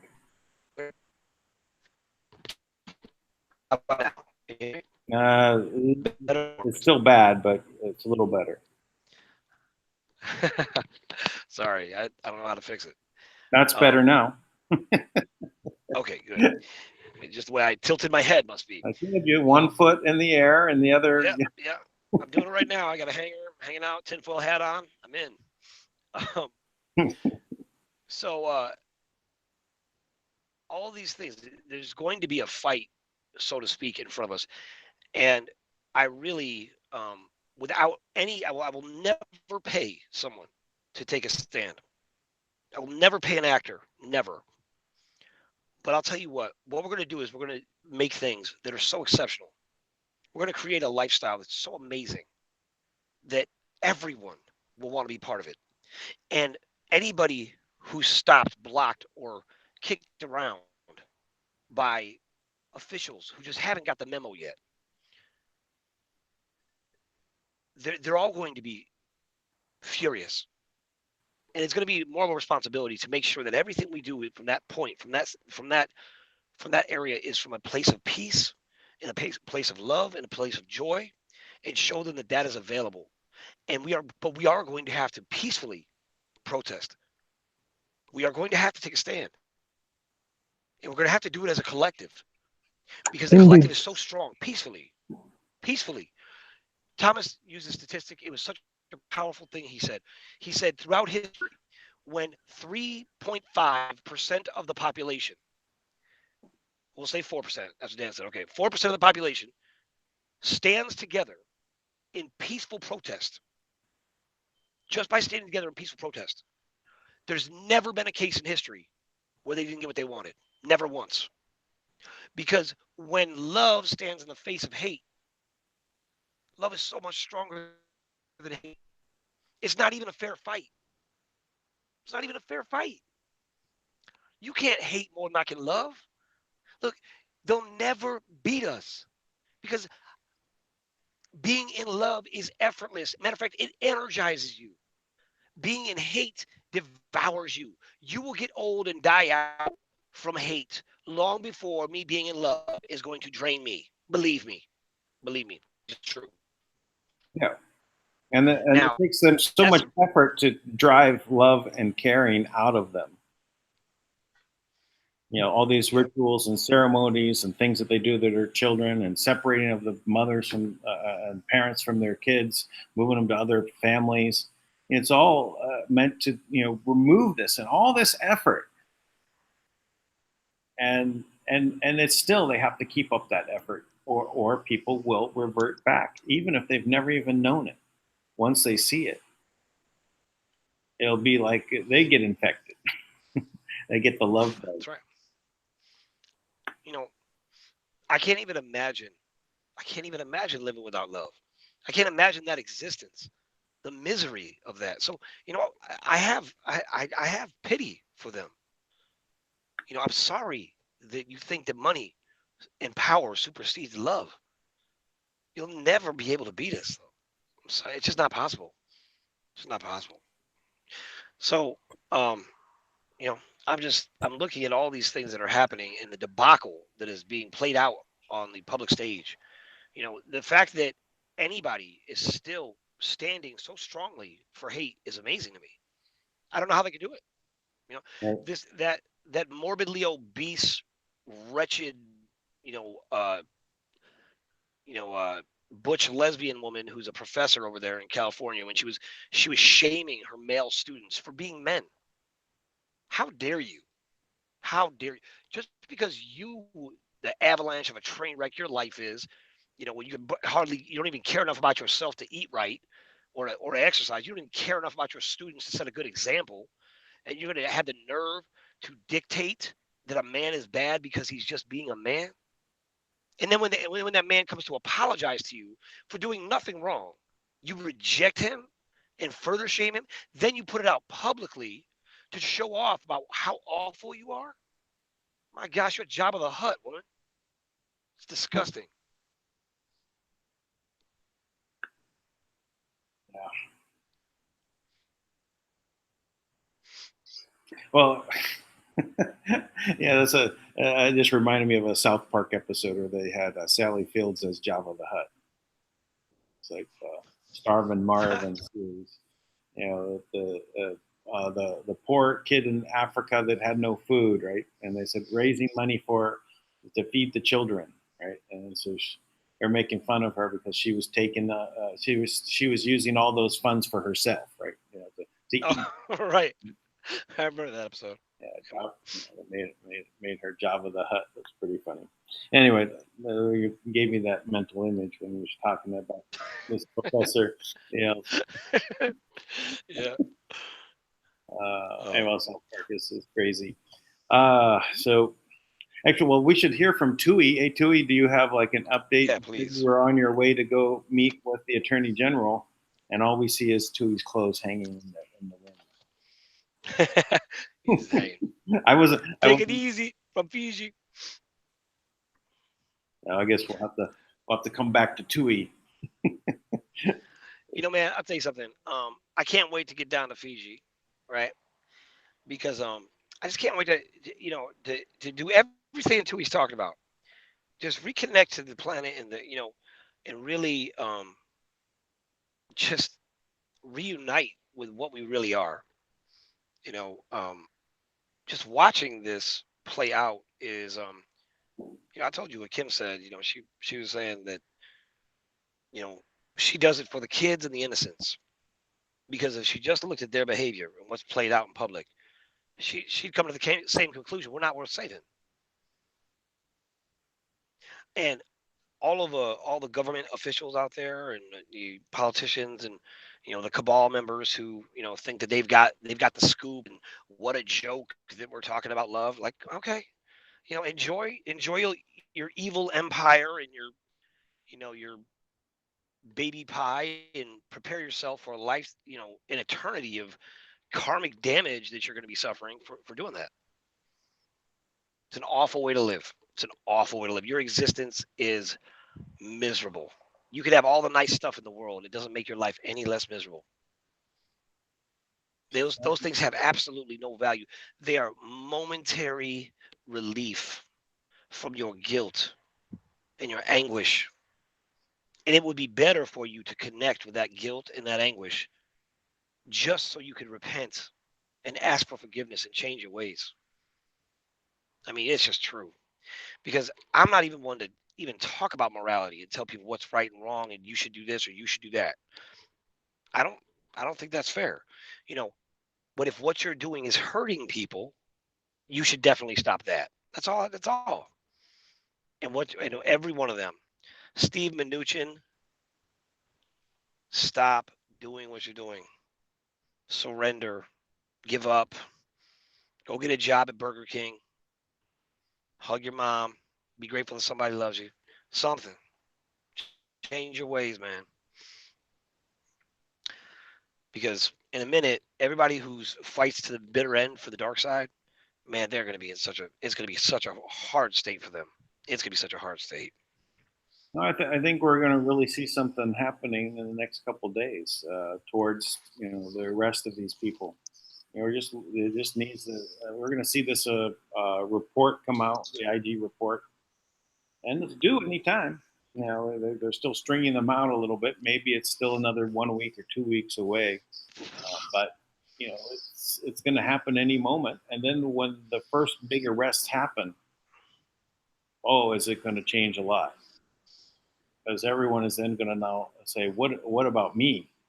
Not until it happens, the people in the system will realize, wait a minute, am I also in line to go to jail? Am I also committing treason? Remember, I said flip. I told you all to flip. We gave you a chance. I begged you, flip. Be the one. I know snitches get stitches, but you know what? It's better than getting killed in Gitmo. Yeah, well, is it really being snitches at this point? Because you realize you're on the wrong side of things. You know, you're on the wrong team. Yep. And you have you really been happy? I bet not. All sorts of things. All still looking for how you're going to get happy, get more power, get up this, continue to go down this road, and you'll be happy. You know what? I was looking at this, all these veteran services, right now. I mean, at least that I see, I'm sure there's good organizations out there, but the ones I've seen, and they're extensive, right? Of these veteran organizations that are supposed to be raising money. Now we know that a lot of them, they're just not even, that money never goes to the veterans, right?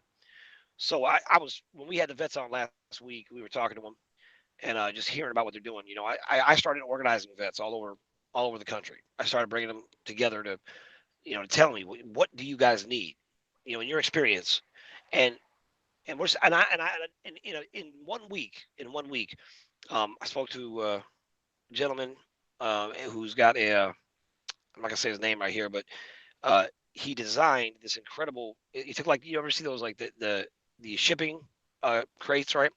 He designed them with, like, a restroom and a shower and clean bedding and stuff like Right. that, like, that goes inside.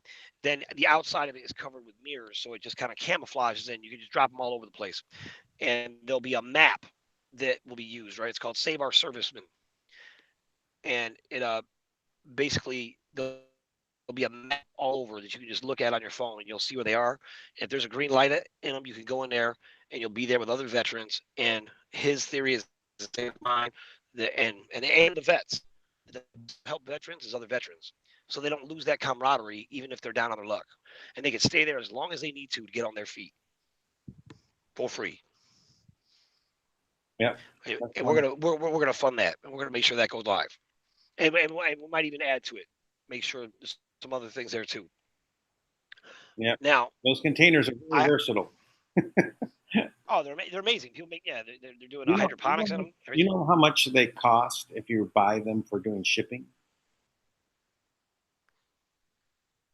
No. They're surprisingly cheap. Yeah, I'm sure. People are making houses of them out in Colorado. $300 for a 40. Wow, really? It's amazing. And you wouldn't. It's just because they mass produce them, and it's just steel, and they have a machine and they just crank them out, right? And they just keep producing them. So the cost is just really the energy and the raw steel to create them, and then paint. But it's assembly line just pumps them out, and but yeah, $300 you could buy these containers.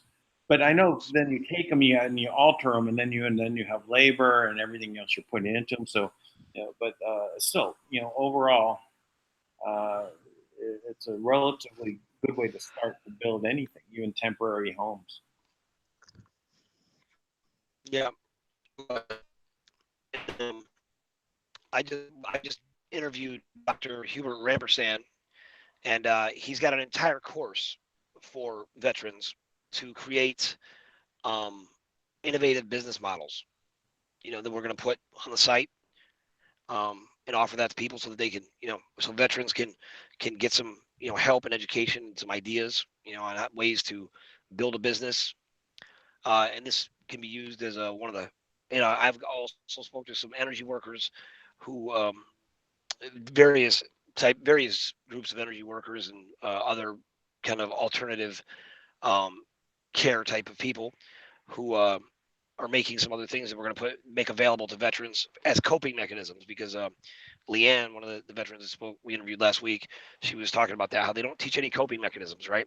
They put them in the hospital when they come in, they're suicidal. They put them in the hospital, they drug them up, right, to make them more suicidal. Because if you've ever watched, like a Jacob's Ladder, remember the movie? It's like the horror movie, which is a hospital, mental ward, right? The floor where, randomly, she described how in the middle of the night, one of the guys woke up in, terrified, like he was on the battlefield, screaming, right? Then everybody starts screaming on the floor. Can you imagine? Like, you go there for comfort, and now everybody's screaming and freaking out, and you're more on edge and nervous than you were before, because you've lived through something that was hard. and you need you need help. You need some kind of guidance to tell you it's going to be okay. I'll tell you, I'm convinced, Dan, that the when it comes down to where we stand, that the honor and the integrity of the armed forces and the core values of these different services, that it'll be in them to take a stand, and we need them. So we have never been in a state ever where we need veterans more than we do now, because veterans understand, armed forces understand that we've got to get the job done, right? We've got to get the job done. We don't have to do, no individual can do all the work, but we've got to find a way to get the job done. And that's where we're at in history, in my opinion. It is time to unite and take action and to move. And I am carefully listening to and I mean that just the way I said it. I care fully with my whole being, listening to the universe and to the people to see what is the best course of action, because it is very clear. Whatever happens with the money, humanity has to liberate itself. If you want to be free, if you really want to be free, you are going to have to claim this planet as your own. You don't get to just sit back and wait for somebody else to change your world, to save the world. You are the one that saves the world. Yep, I got it. Indeed. Indeed. Yeah, Tui's back. Tui, I said, Hey, hey, Dan. let's have an Hey, update, Dan. and you were gone. Sorry, I had some visitors. I have to go and see them. Okay. So, Akada. What happened yesterday? You went to the Attorney General. What happened? Oh yeah, the Attorney General is quite busy right now. He's trying to prepare the budget for the new year for the government, and so I said, okay, that's fine. I'm going to send an email to the Prime Minister, and then we'll see how they're gonna take that in. But yeah, there's a lot of people around there, around them, their personal bodyguard and all these the people that are around them. They are now getting into the know about what the Manna World Holding Trust is, and why the current crisis that is happening right now in Fiji, and why we are in this situation in the first place. And they are watching the show, this show, and the uh, getting to the know. So I'm very thankful for that, for you guys, Thank. And then I guess like Thank, like what we've been initially talking about the an initial amount that would be able to because there's a little bit of uncertainty or unsureness that is in the government, that they think that maybe they will have help from the Asian Development Bank or from this United Nations. We just had a visit from the Secretary General of the United Nations, and I don't think they have any money or they've got any money from. That's just so tiny. Go ahead, right? go again. 35 million from the infrastructure bank. So what are they going to get from the World Bank? They get $1 billion. But what are they going to do then? All of the asset that's due to Fiji is available. Why? They just need to get to a Swift 2 terminal and say, hey, check this out. You get all the money. Tui, I will come down. I will come down, and I will spend every hour of every day until they understand it, making sure it makes sense. Thank you very much. If that opportunity was something they would allow to happen, the reality is at some point, we have to make sure that our words are not blocking the frequency of what we're trying to say, and we have to align them and be impactful, and right now is that time. Right now is that time. Yes, that's We have to take accountability for everything that comes out of our mouth and make sure that every word that comes out of our mouth, it has meaning and purpose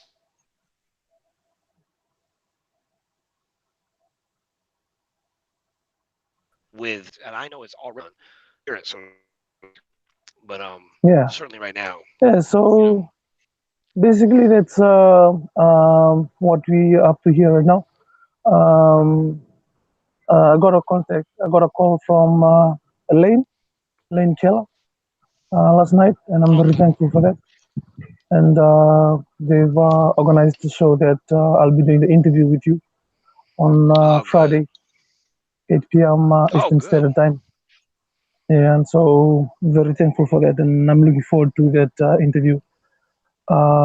So just to present the role and what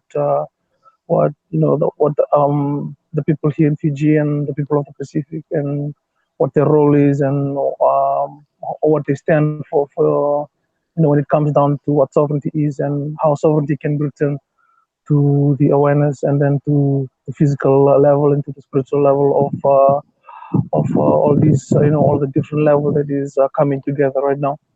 And I'll be looking forward to the show and invite everyone if you can join in and join the show. That will be good.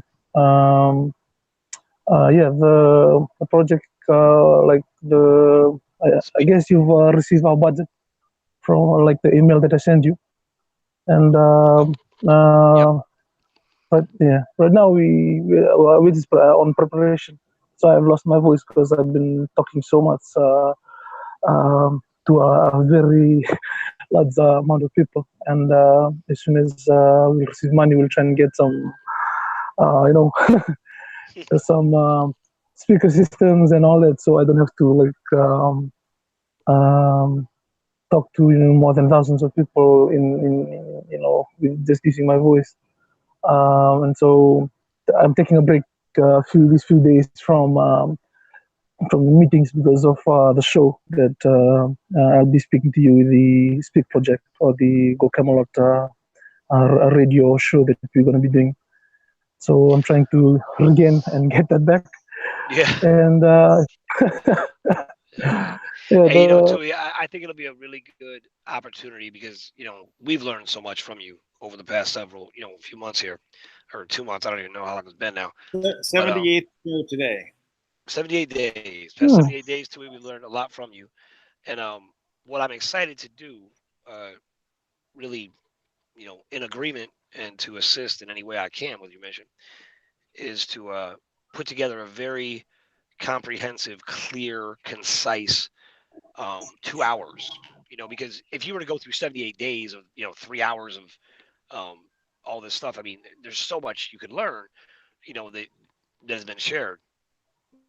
But I think it'll be really good and it'll really have a major impact to bullet point those things, and just you being yourself, of course, too, just the way you talk. I think that'll have I think that'll send out a ripple all by itself that will has the ability to just ignite the entire planet. And I'll say this indeed, too, Tui. I think we should just be in agreement that we're done with this week. I know you don't do timelines, man, but I'm telling you, I'm of the belief that we end it this week. However that happens, in the spirit and the whatever it is, I'm determined that this money comes into the planet to restore humanity this week. I'm certain yeah. of it. I agree. There's there's a lot of people here that already can feel that it's coming in this week. And so I told them, yeah, the physical, there's a role for everyone. Our role is just to get prepared for what is happening. Because I look at this as it's like how you have how Jesus said about the marriage ceremony that he put down his second coming or the resurrection in a in a way that it will be unknown. But there's something there in the message that the close relatives to the people that are getting married can feel the time that it's coming, and when it comes closer, and when it's in that time, in that hour, they know that it's there, because they're connected to the bride and the bridegroom, and so the preparation, everything that we've been doing and all this, it's all part of a part of that. And I usually advise the chiefs not to wait for the money, not to wait for it's coming, it's all there. It's already here. It's in the now. It's already in you. Um, Sorry, there's just a big tractor going past my house. Hey, Tui, Daily, yeah. um, so Thomas was talking about Kim and Thomas going before the Galactic Council, and Anu being there trying to lay claim to the planet. You know anything about that? I know. Yeah, the like you said, this is the greatest chance that we have as the just before I came on the show today, there were people asking me about my name, and because my name is Serufuama, which is in Fijian it means seraphim. The seraphim, which is part of the Confederacy Agreement, and that's who I am. I knew who I was, and I was like when I was much younger, and I knew what I'm gonna do, what's what the words that I'm gonna share now, and all this long before, to be able to return the sovereignty or the awareness of what God is inside in everyone. And they were trying to get the meaning of what seraphim from the Bible, angels and all that. But if you truly understand what the seraphim is, it's not something outside of you. It is you. The only problem is you don't realize it yet. So seraphim represents the you that is already aware of what the essence inside you, which is maybe a future from now, a year from now, or a day from now, whatever the time comes from you, will become a seraphim when that happens. And it doesn't have to be an ownership towards the planet or to anything. It's just simply realizing that you are the eternal creator that is within everything. And Anu talking about owning anything, that's a physical way of looking at everything. It's you don't own anything in this universe. Everyone is the universe, and all the agreements that you are allowed to experience and to express the love, that is totally your illusion, and it's your gift. If someone else comes in to claim it, we have the same exact power as they have, the same exact awareness as they have. We just have to claim our body first, claim the physical surrounding first, and then claim the sovereignty on this planet. And so we will have, like you said, we have to do that together. We wouldn't have to worry about all these people laying claims and how they apply the what you call the law of the sea, which is it's applied to it's not just here on this planet, but to the whole solar system, where they try to create lessons like this. And so our lessons has been learned. We have learned the macro and the micro application of what the law of the sea is. And so it's just now we have to just you get back, remember the agreement that we agreed to learn together and to be separated, and now we're just coming together. And the agreement of the Confederacy, no matter how whatever level of awareness that maybe whatever dimension or whatever you may call it, because we don't have words for it. It's within us. The Anu and his claiming his sovereignty is. The Confederacy has is sovereign in not just in this universe, but in the universe that we come from. We were asked to come here to come and teach this and make this experience or create this agreement, create this experience here in this planet. So the lessons and all this, and then grow the intellect as time goes on. We're just lucky here in this planet. We did it really fast. 26,000 years. Within that time, we're able to be at this point, to be able to be developed enough to understand the things that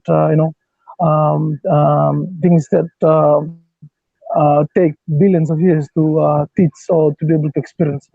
And that's why we have this agreement with the feminine energy and the menstruation cycle of increasing the probability of experience by creating a lot of people.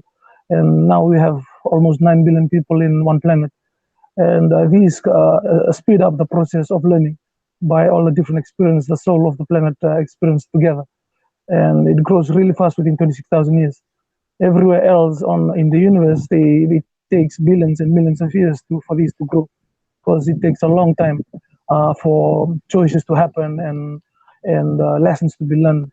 Over here, it's really good. It's just compared to the few other trials that happened before this timeline agreement, or this blink. I call it blink because the planet blinks, and then a new reset happens and a new agreement happens. And so as this blink happen, this is the fastest time that it's actually ever happened. And so no matter wherever they are, maybe in the universe, our soul, the Ra Confederate soul, or what I call my future or higher self, which is still me, I'm connected to right now. I can speak from his authority, and you'll be hearing some words from him as I speak, because it doesn't come directly from my physical body, but it comes from him. And then because it's just me, and it's whatever they claim, or whatever system they claim, like how you have the law of disease, all those agreements has come to an end already. That's why the Great Drone no longer. The message went to him, and then he was told that the Rock Confederation agreement has come, and they already know this, because that's why they were preparing. They tried to create and they tried to fulfill the prophecies by making the what you call the firstborn. They tried to create the firstborn on their own, and who's in charge, or who's in charge of the planet. No, the firstborn are just the right that every human being have on the planet, and that agreement that our fifth expression, which is the fingers, and that's your agreement, your DNA agreement that you agreed here. And it's if they're not from the planet, they don't have agreement with this planet. If Anu comes from and they live in a different timeline, they don't have this agreement. If they're human being, if they choose, if they want to claim this reality, they have to come and live like human, and be born like human being, and have the DNA agreement. Because the only agreement, only DNA that has relationship to this planet is the human DNA, or the plants and the animals. These are soul agreements that not just individual agrees to, but a whole collective, which includes the planet itself and the solar system. It's for me just different timelines of this planet. And so you have all these different, you have Mars and all these planets. They're just this planet, but in different timeline agreement. So the first alignment that the Ra Confederacy agrees to is this planet, is Earth. And then we'll have to align all the different ones. There are some planets that already been destroyed because of the neglection of this. That's why we are come. That's why we are here to help. That's why the Ra Confederacy was asked to come and help the planet. We went back in the past, and then we came in. We become human beings. We came down, become seraphims, and then go right down to become human beings. And we were separated from the Manna, which is what the fifth element is, and the awareness of the fifth element is. And once this has returned, our sovereignty will come back. And if there's anyone that is intervening, they will be meeting. I don't see it from a human perspective, where it's like human, you come and fight. But from a perspective, there is no fight. The everything is soul agreement. So if the Anu and all these people are trying to claim, there is a lesson that their soul will be learning, and they'll be learning with us and learning to express the love that we are trying to create here on the planet. And that's how, it's quite hard to explain it in physical words. But like I said, we don't have to worry about them. We firstly we have a lot on our plates already, and we have to remember this soul agreement by, because it's very easy for us to, because of the physical body and how we always concentrate and focus on drama and all this physical illusion that we get lost on. But if we can really control the way we think, we will be able to recreate this timeline really fast, and we don't have to stick to the old way of thinking, even to money, because money, we've learned so much from everything that's happening in the past. We don't want to relearn the same thing again. And so that is why we're going to be doing what we're going to be doing in Fiji. Once we blow up this, I call this time bomb, it's going to blow up, and the awareness of the trust is this will accelerate the awareness of sovereignty within everyone, and no one is going to shut it down, and not even anyone from outside the galactics or outside this timeline will be able to claim the sovereignty of what human beings or the Turanga and the Marama of the planet, which really means. Because now we're able to claim it really fast. It's just sometimes when it's taking time, because they understand how this not only ties to to what we're doing in this planet, but it's tied to these different probabilities in the future where they come from. Because sometimes it affects them when we do things over here, and so they try to come in and try to clearly claim because of how it affects them. Because in essence, we're not separated. We're just part of a big tree, and what we do here now, it will affect them in a certain way. And so sometimes in the different timeline that they live in, they don't like the probability that's coming in there. But some of them still have the mentality of control and all that. And they want to come and manipulate this and lay claim on it. But if we, as guardians of this planet, stand up and become sovereign so fast, those claims will just, late and we just forget about them, and they will realize that we are sovereign just like them, and we can lay claim to this timeline just like them, and there's no difference between us, and that's what I call the law of sovereignty, which is some people call the law common law. I call it the law of sovereignty. If you understand the Ten Commandments, then you'll understand it's not talking about a God outside of you. It's talking about you remembering your sovereignty, remembering that you're not part of God. You are the essence of what God is, and so there's no separation. It's just the words and the physical expression and the illusions of the physical body that makes you think you're separate from the source.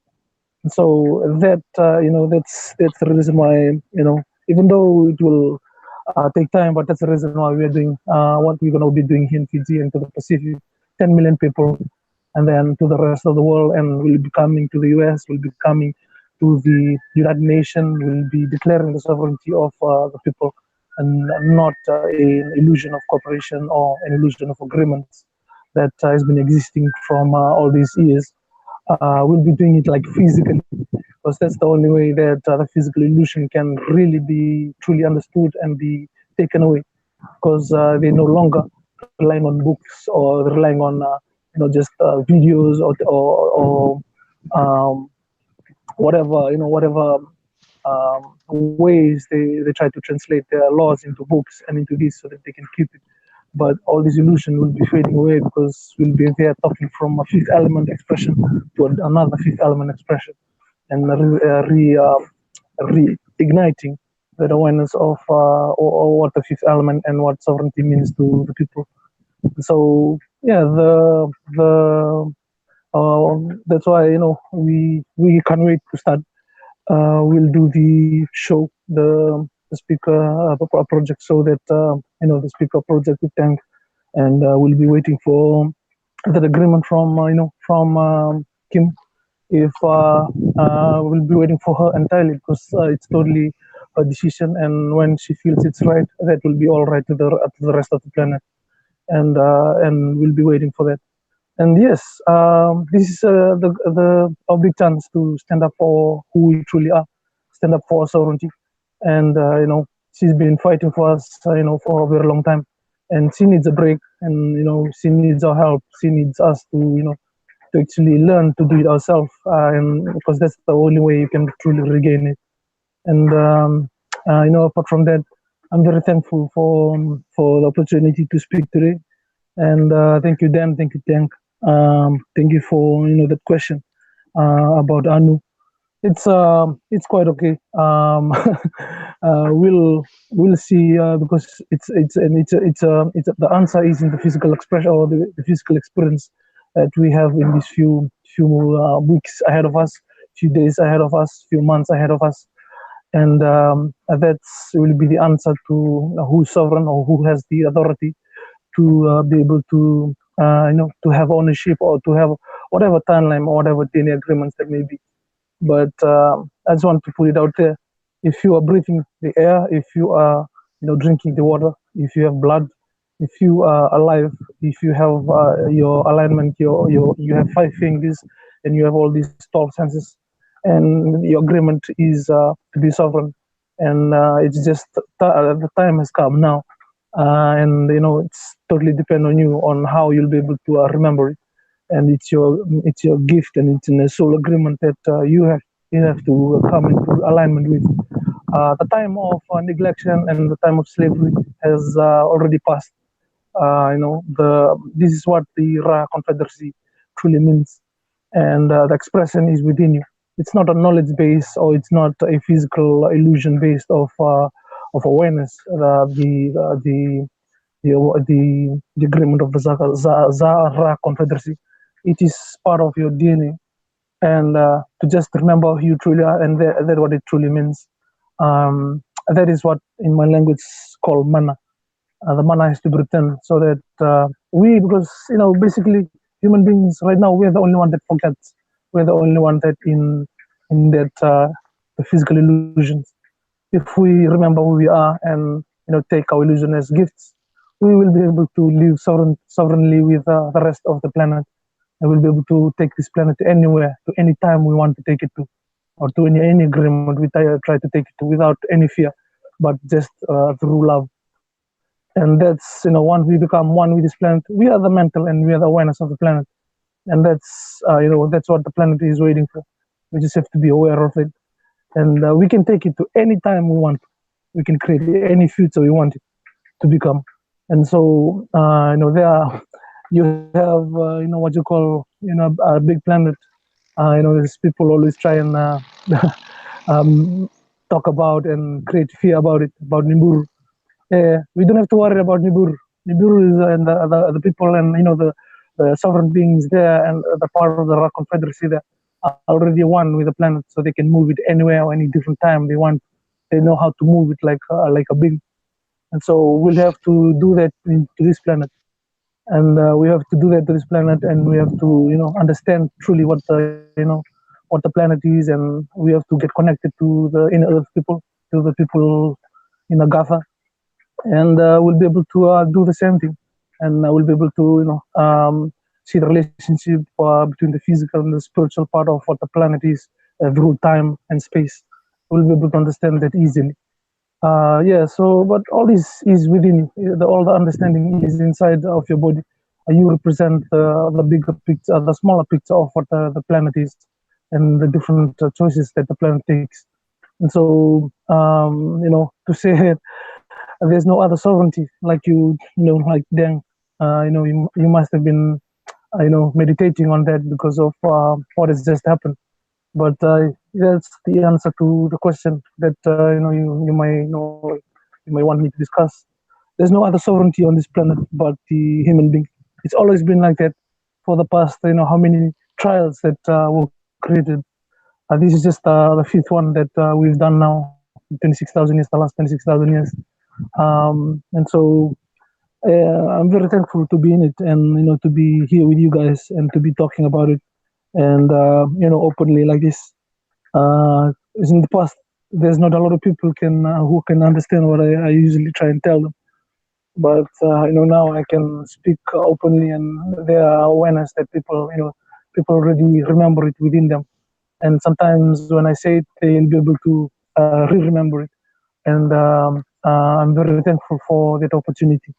And I'm thankful to be here alive today with you guys. And thank you so much, everyone that's on the live chat at the show today.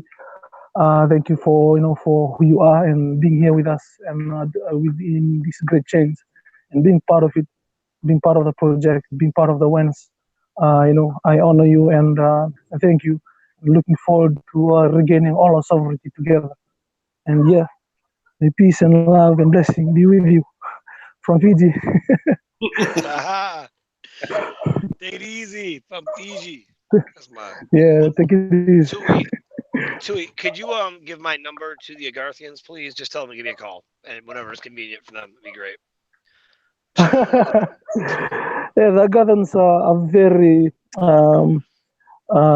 They're just waiting. They're just waiting for us because they know that I think the lesson cannot be learned outside of if they intervene or if they come in now.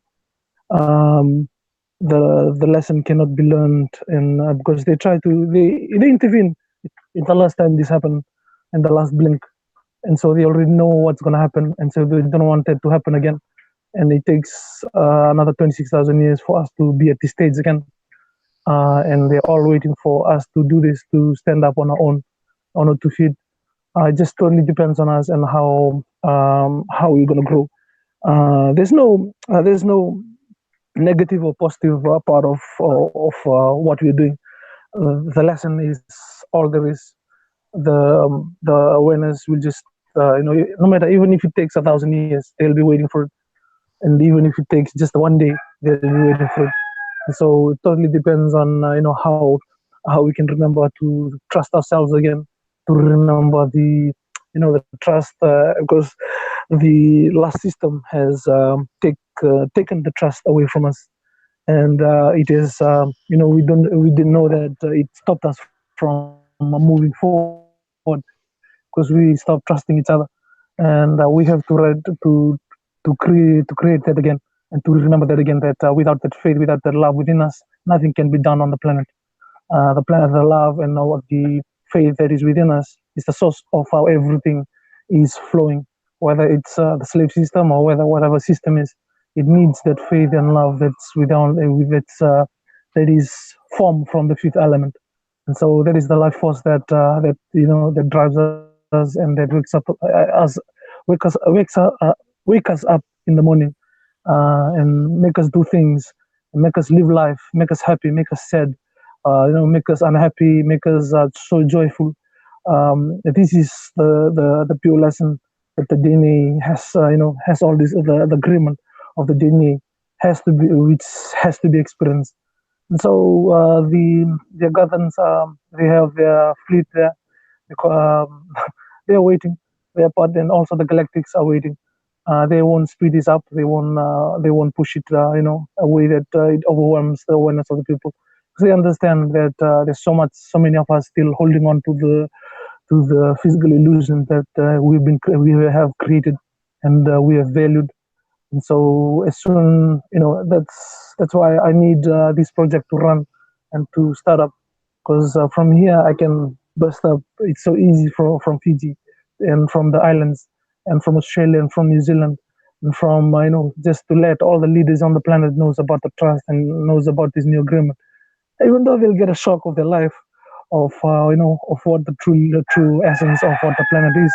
But it's time for them to wake up and see that illusion is not real. It's just a gift, and the separation of fighting and language and all these just gifts that we create ourselves to teach ourselves lessons of, and then we can grow the intellect for all these thousands of years. So we've mastered the planet, in all its varieties of lessons that we've created. So now we just have to just keep that aside and master the positive part of the lesson and walk together in love. And so, yeah, I'm very thankful, and I'm happy at what what the human collective is right now, and what's the progression, the evolution, and been discussing this about with you. Not just me, the galactics in the future are very happy of what is happening right now, and they'll protect it. The Ra Confederacy will protect it. The Ra Confederacy is quite powerful. If someone intervenes, he will stop it. He has already locked the solar system and also the our planet. This is one of the big reasons why the Great White Throne uh, managed to give up and managed to realize that his time has come to an end, because the Ra Confederacy came in and stopped it and locked him out from the planet and didn't allow him to live. So I, just here just to say it out, so it can come to the awareness of the people, and not to worry about drama and fighting, but to concentrate on their daily life, about what love is, and about the experience, to be able to choose the positive decision that they will be able to change this planet together, and be able to grow together. And so yeah, the battle is just, it's not it's not our battle, the one. Our battle is the physical, the awareness of who you truly are, and truly remember, and and experience that into existence, and experience it, and experience your sovereignty into existence. And so I'm very thankful for for this, and we are looking forward to stand up for especially the chiefs in Fiji. We're looking forward to stand up for our sovereignty, and to be able to prove to the planet, or to the leaders, not just around the Pacific, but to the whole world, because uh, you might not know this, but there's a lot of leaders that are coming to Fiji because they can feel this change that is happening. They are coming here. The the the, the monarch from from England came in last year, and then the monarch from Norway came in, and now the general, the Secretary General for the United Nations came in. All these people are coming in because even though they're coming in for whatever purpose that are trying to focus on the changes, climate change, and all this, they already can feel there's something something that's going to happen here in the Pacific very soon, and they understand this already. Not just here, the Asian leaders too are already aware. In a broadcast a few weeks ago, I mentioned that there are Koreans here. They've sold everything everything they own, and they came and they bought land in Fiji because they've been waiting for the manna, and they've been waiting for it here because they understand it's going to begin here. It's going to begin where time begins, and it's going to begin where the first sunrise begins. And that's what the land of the rising sun means to the Japanese and to the Korean. And they also have what you call the fifth element, which is the representation of the sun to them. That's the fifth element. They have all the four elements. If you see the Korean, their flag, they have all the four elements around, and then you have the sun right in the middle, because that's what the fifth element of the sunshine of righteousness. That's what they call. That is what's in the Bible. And the dawn is going to begin, and it's going to change, and every darkness on the planet will become light, and every unseen thing will be seen. Every secret will be no longer secret. It will be revelation. That's what you call in the Bible. It will be revealed. And so yeah, we're just in a very special time of love and unity, not just physically, but also love and unity within your spirit, within your awareness, and all the knowledges that you've been looking for. You'll find it, that were not available in the past. Will get to understand it.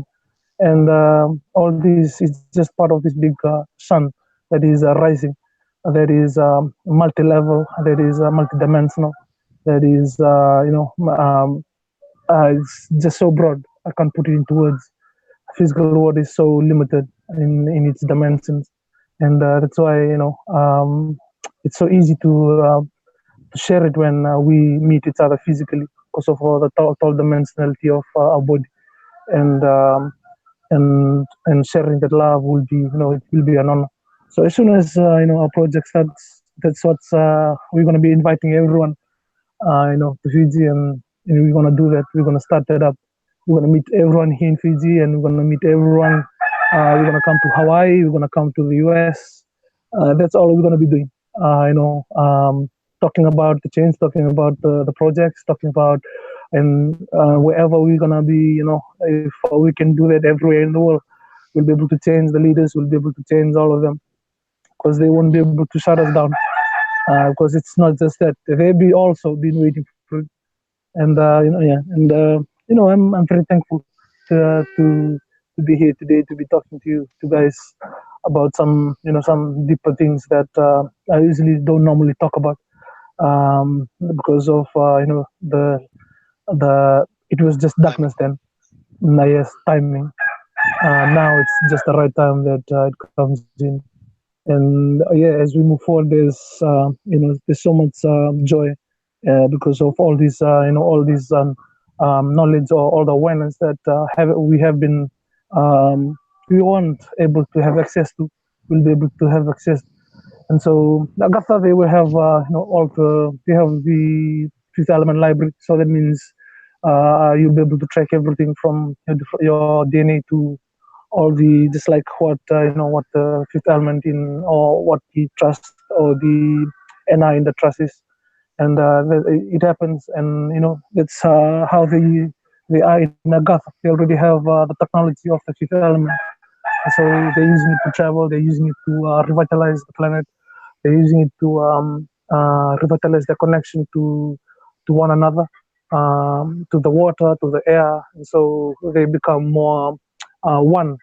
Even though the consciousness, or the awareness of the water, the air, everyone is connected to. So you no longer the environment around you no longer destroy the cells in your body, and people are able to live thousands of years without aging. And so that will be happening over here too. And so with that, that unity coming so close in the future, just a few days, few months, will all these technologies will come in, and all you guys have been just discussing about all these new technologies that's already happening now. It's not a coincidence. It's just how the light has to happen, and when the time comes, when the right time arrives, it's just gonna come. So yeah, that's what we are, and that's how how we are connected to, not just our families or our tribes, or we are connected to this planet. And when the planet changes, we will also change, and we will also become what become light, just like what the planet is changing to. So yeah, I'm very thankful to be in this junction, these conjunctions of time that we are coming together, and we experiencing it very dimensionally, there's a lot of spiritual energy that wanted to be here at this time. Um, that's why you have a lot of a lot of people on the planet right now, 9 billion, and to be able to be involving, to be able to be living now with everyone on the planet. I'm very thankful, and looking forward to to the show today, this week. If yeah, we can discuss a little bit more on it, or discuss on what I've already said and what the projects release. I'm looking forward to the money coming in. I was just thinking, just telling the chief, we want to see if the chief, we wanted to see if what's happening in the US will also happen here in Fiji, where you come, the money transfers to your account, and then it suddenly disappears, and then Kim has to like look for it again. Or if it doesn't happen, then we're blowing up this this project, and we'll make a lot of noise on the planet. We'll shake this planet up. Yeah. So if that happens, you will be here with us to celebrate. So yeah, looking forward to it, and thank you. Thank you. Thanks, Three. Thanks.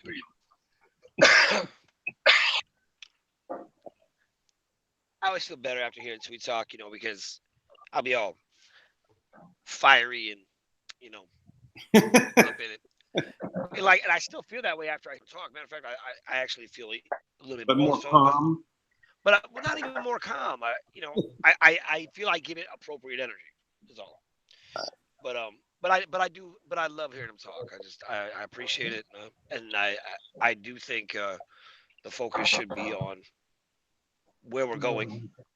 Where we are really. So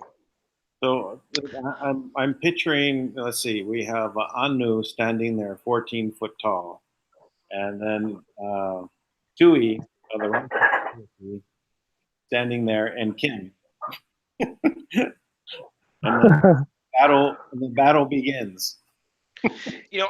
So I saw some expression of Anu the other night, and it was like he was some kind of he was like in human shape and form, kind of a still look like white energy trying to devour the energy of the planet, and I had a dragon with me that just bit his head right off. So and then he was still there afterwards. He just looked different, but he couldn't touch us. It was like he no longer was allowed to feed on the energy of the planet. Is what I gathered from what I saw. It's so I just hope that's true. Yeah, basically, what we are doing, we're actually doing what you just said.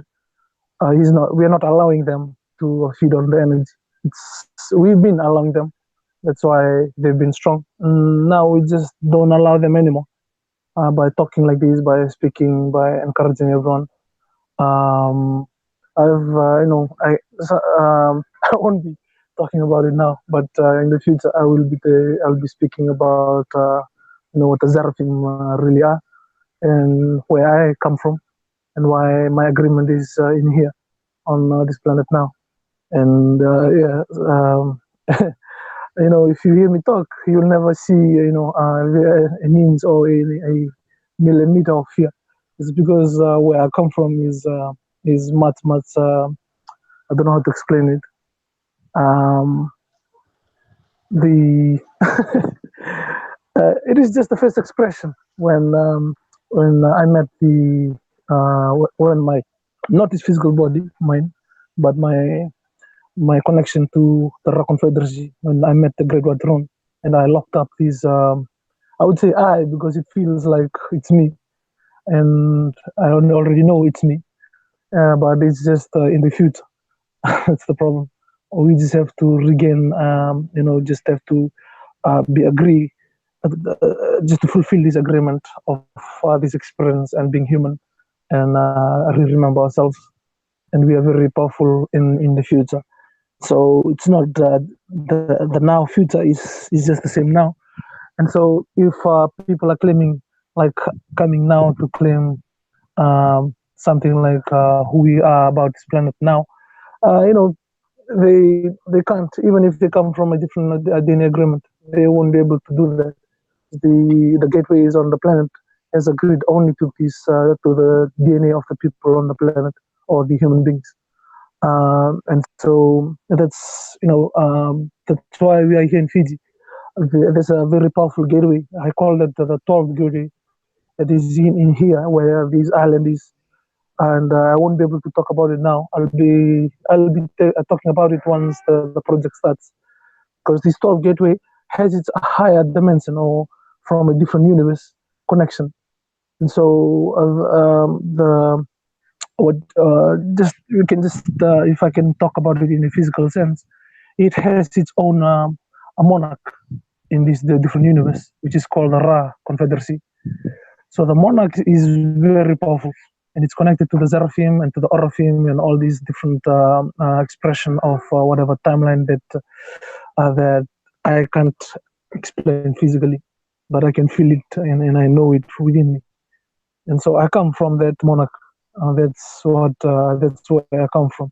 That's why my name is Seru Fuama. And people ask me what it means. I know it's just the frequency of the Seraphim. And the Ratu is the title that the whole of my country in Fiji is what you call the Ratu is a collective name of our tribe. And so all the chiefs are called Ratu. And Ratu, my name is Serfama Tuilamalama, which is my physical expression now, Tuilamalama, which is what I'm representing as I'm talking to you and I'm living my life and all that. And so these are two dimensions, few dimensions of the expression of me, which is not just me, which is everyone on the planet. And so people can lay claim, like I said, to this physical time or physical body, but they don't understand we are connected to much, much higher, higher future or even past selves that are very, very powerful and that are looking after us and that are making sure that no one intervenes. And so if they intervening, and so it's part of the lesson that it has to be learned or that has to be learned. So yeah, I'm looking forward to to start up the project. We'll see who lay claims on the sovereignty of the planet and on the ownership of all the um, it's a lot of things to say. The ownership of all the soul and all the soul agreements and all the all the different kingdoms that we have on the planet, like all the animal kingdoms, the fish in the sea. We call them the whale people and the dolphin people, and all the agreement on the water, all the agreement of the air, all the elemental kingdoms, the fairies, and all this all this hierarchy of spiritual um, love relationship that we create this planet together, that we had agreed right in the past. So we agreed with this, and that's why we are human beings. And there are four agreements that that represents the four elements, and the fifth element is the awareness that forms when this unity happens.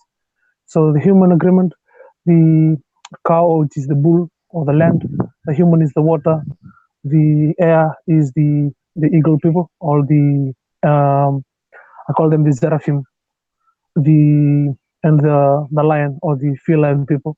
That was the initial four embedded agreements that form our human being, our human body right now.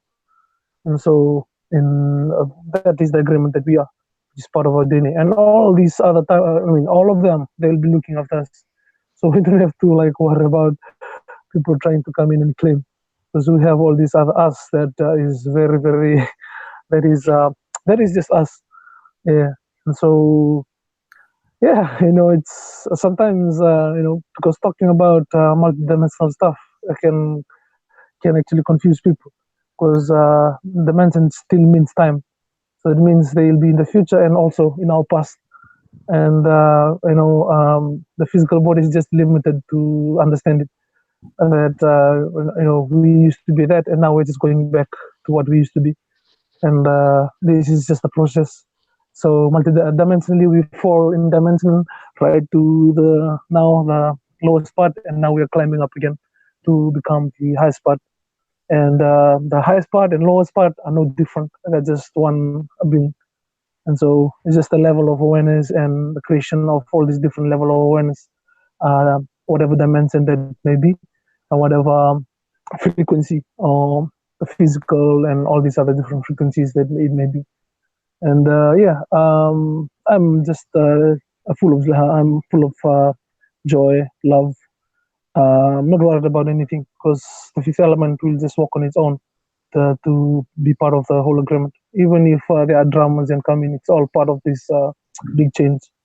So right now, all I'm focusing on is this: the immediate needs and the immediate wants that our physical agreement is, and that's what my government and the people here in Fiji are facing right now, according to the economic crisis that we're going through, and all the in this physical illusion that we will try to learn from, and we'll try to wake up and create and remember the essence within us.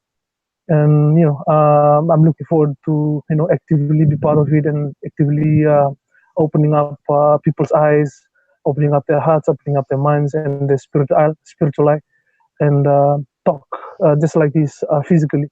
They'll be able to see through all their their agreed form of illusion that they've agreed in for so long, and be able to break it, because that's truly what it is. no one else can free them but themselves, and no one else can remember their sovereignty or tell them, and unless they experience, and unless they learn it, or unless they stand up for it and be it by themselves. So that's what this our project is all about. We won't give you sovereignty. We won't grant you. You are sovereign. You just have to become it and experience it into existence, and realize that it's you always have been. That's why you have everything that you have, and you have even created all this illusion that you have, because you've been always been sovereign. You just have to just to clarify and remember it, and then rechange your experience, because you have all that power within you. So I'm thankful to be part of that. Of that. Try to be part of that environment to grow within. And if just give them a little push, or just a little words of encouragement, or just a little money, or just a little help, to be able to help them to do that, or to be able to help them to regain it, or to be able to remember that, make them remember. I'm full of love and joy that the love within them will heal themselves and will grow. And I'm so thankful that I'm part of that healing, and thankful that thank Dan, whatever you, and all the people that are watching, and all the people in the chat room. Thankful that we are part of this big healing, healing the planet, and healing ourselves, and and healing through love. And that's the most that's the most powerful thing, that we as creators, we as God, we as the universe is love. And so I'm very thankful to be here in this experience with you guys. um, Looking forward to everything. Peace and love from Fiji. Peace. Yep, peace and love indeed. Well, thank you, Tui. We're approaching the Thank third you. hour. Well, I think it's time to wrap it up. I don't think there's anything to add or take away from that. So I think we can just be quiet on it. Thank you, Tui, for joining in. We'll hope to see you tomorrow. And actually, Fiji, both of you, why don't you stay on while I end the broadcast just for a few minutes? Just want to say something. So let's say goodbye for now, and I'll just stop the broadcast. Goodbye, everyone. Love and blessings to all of you.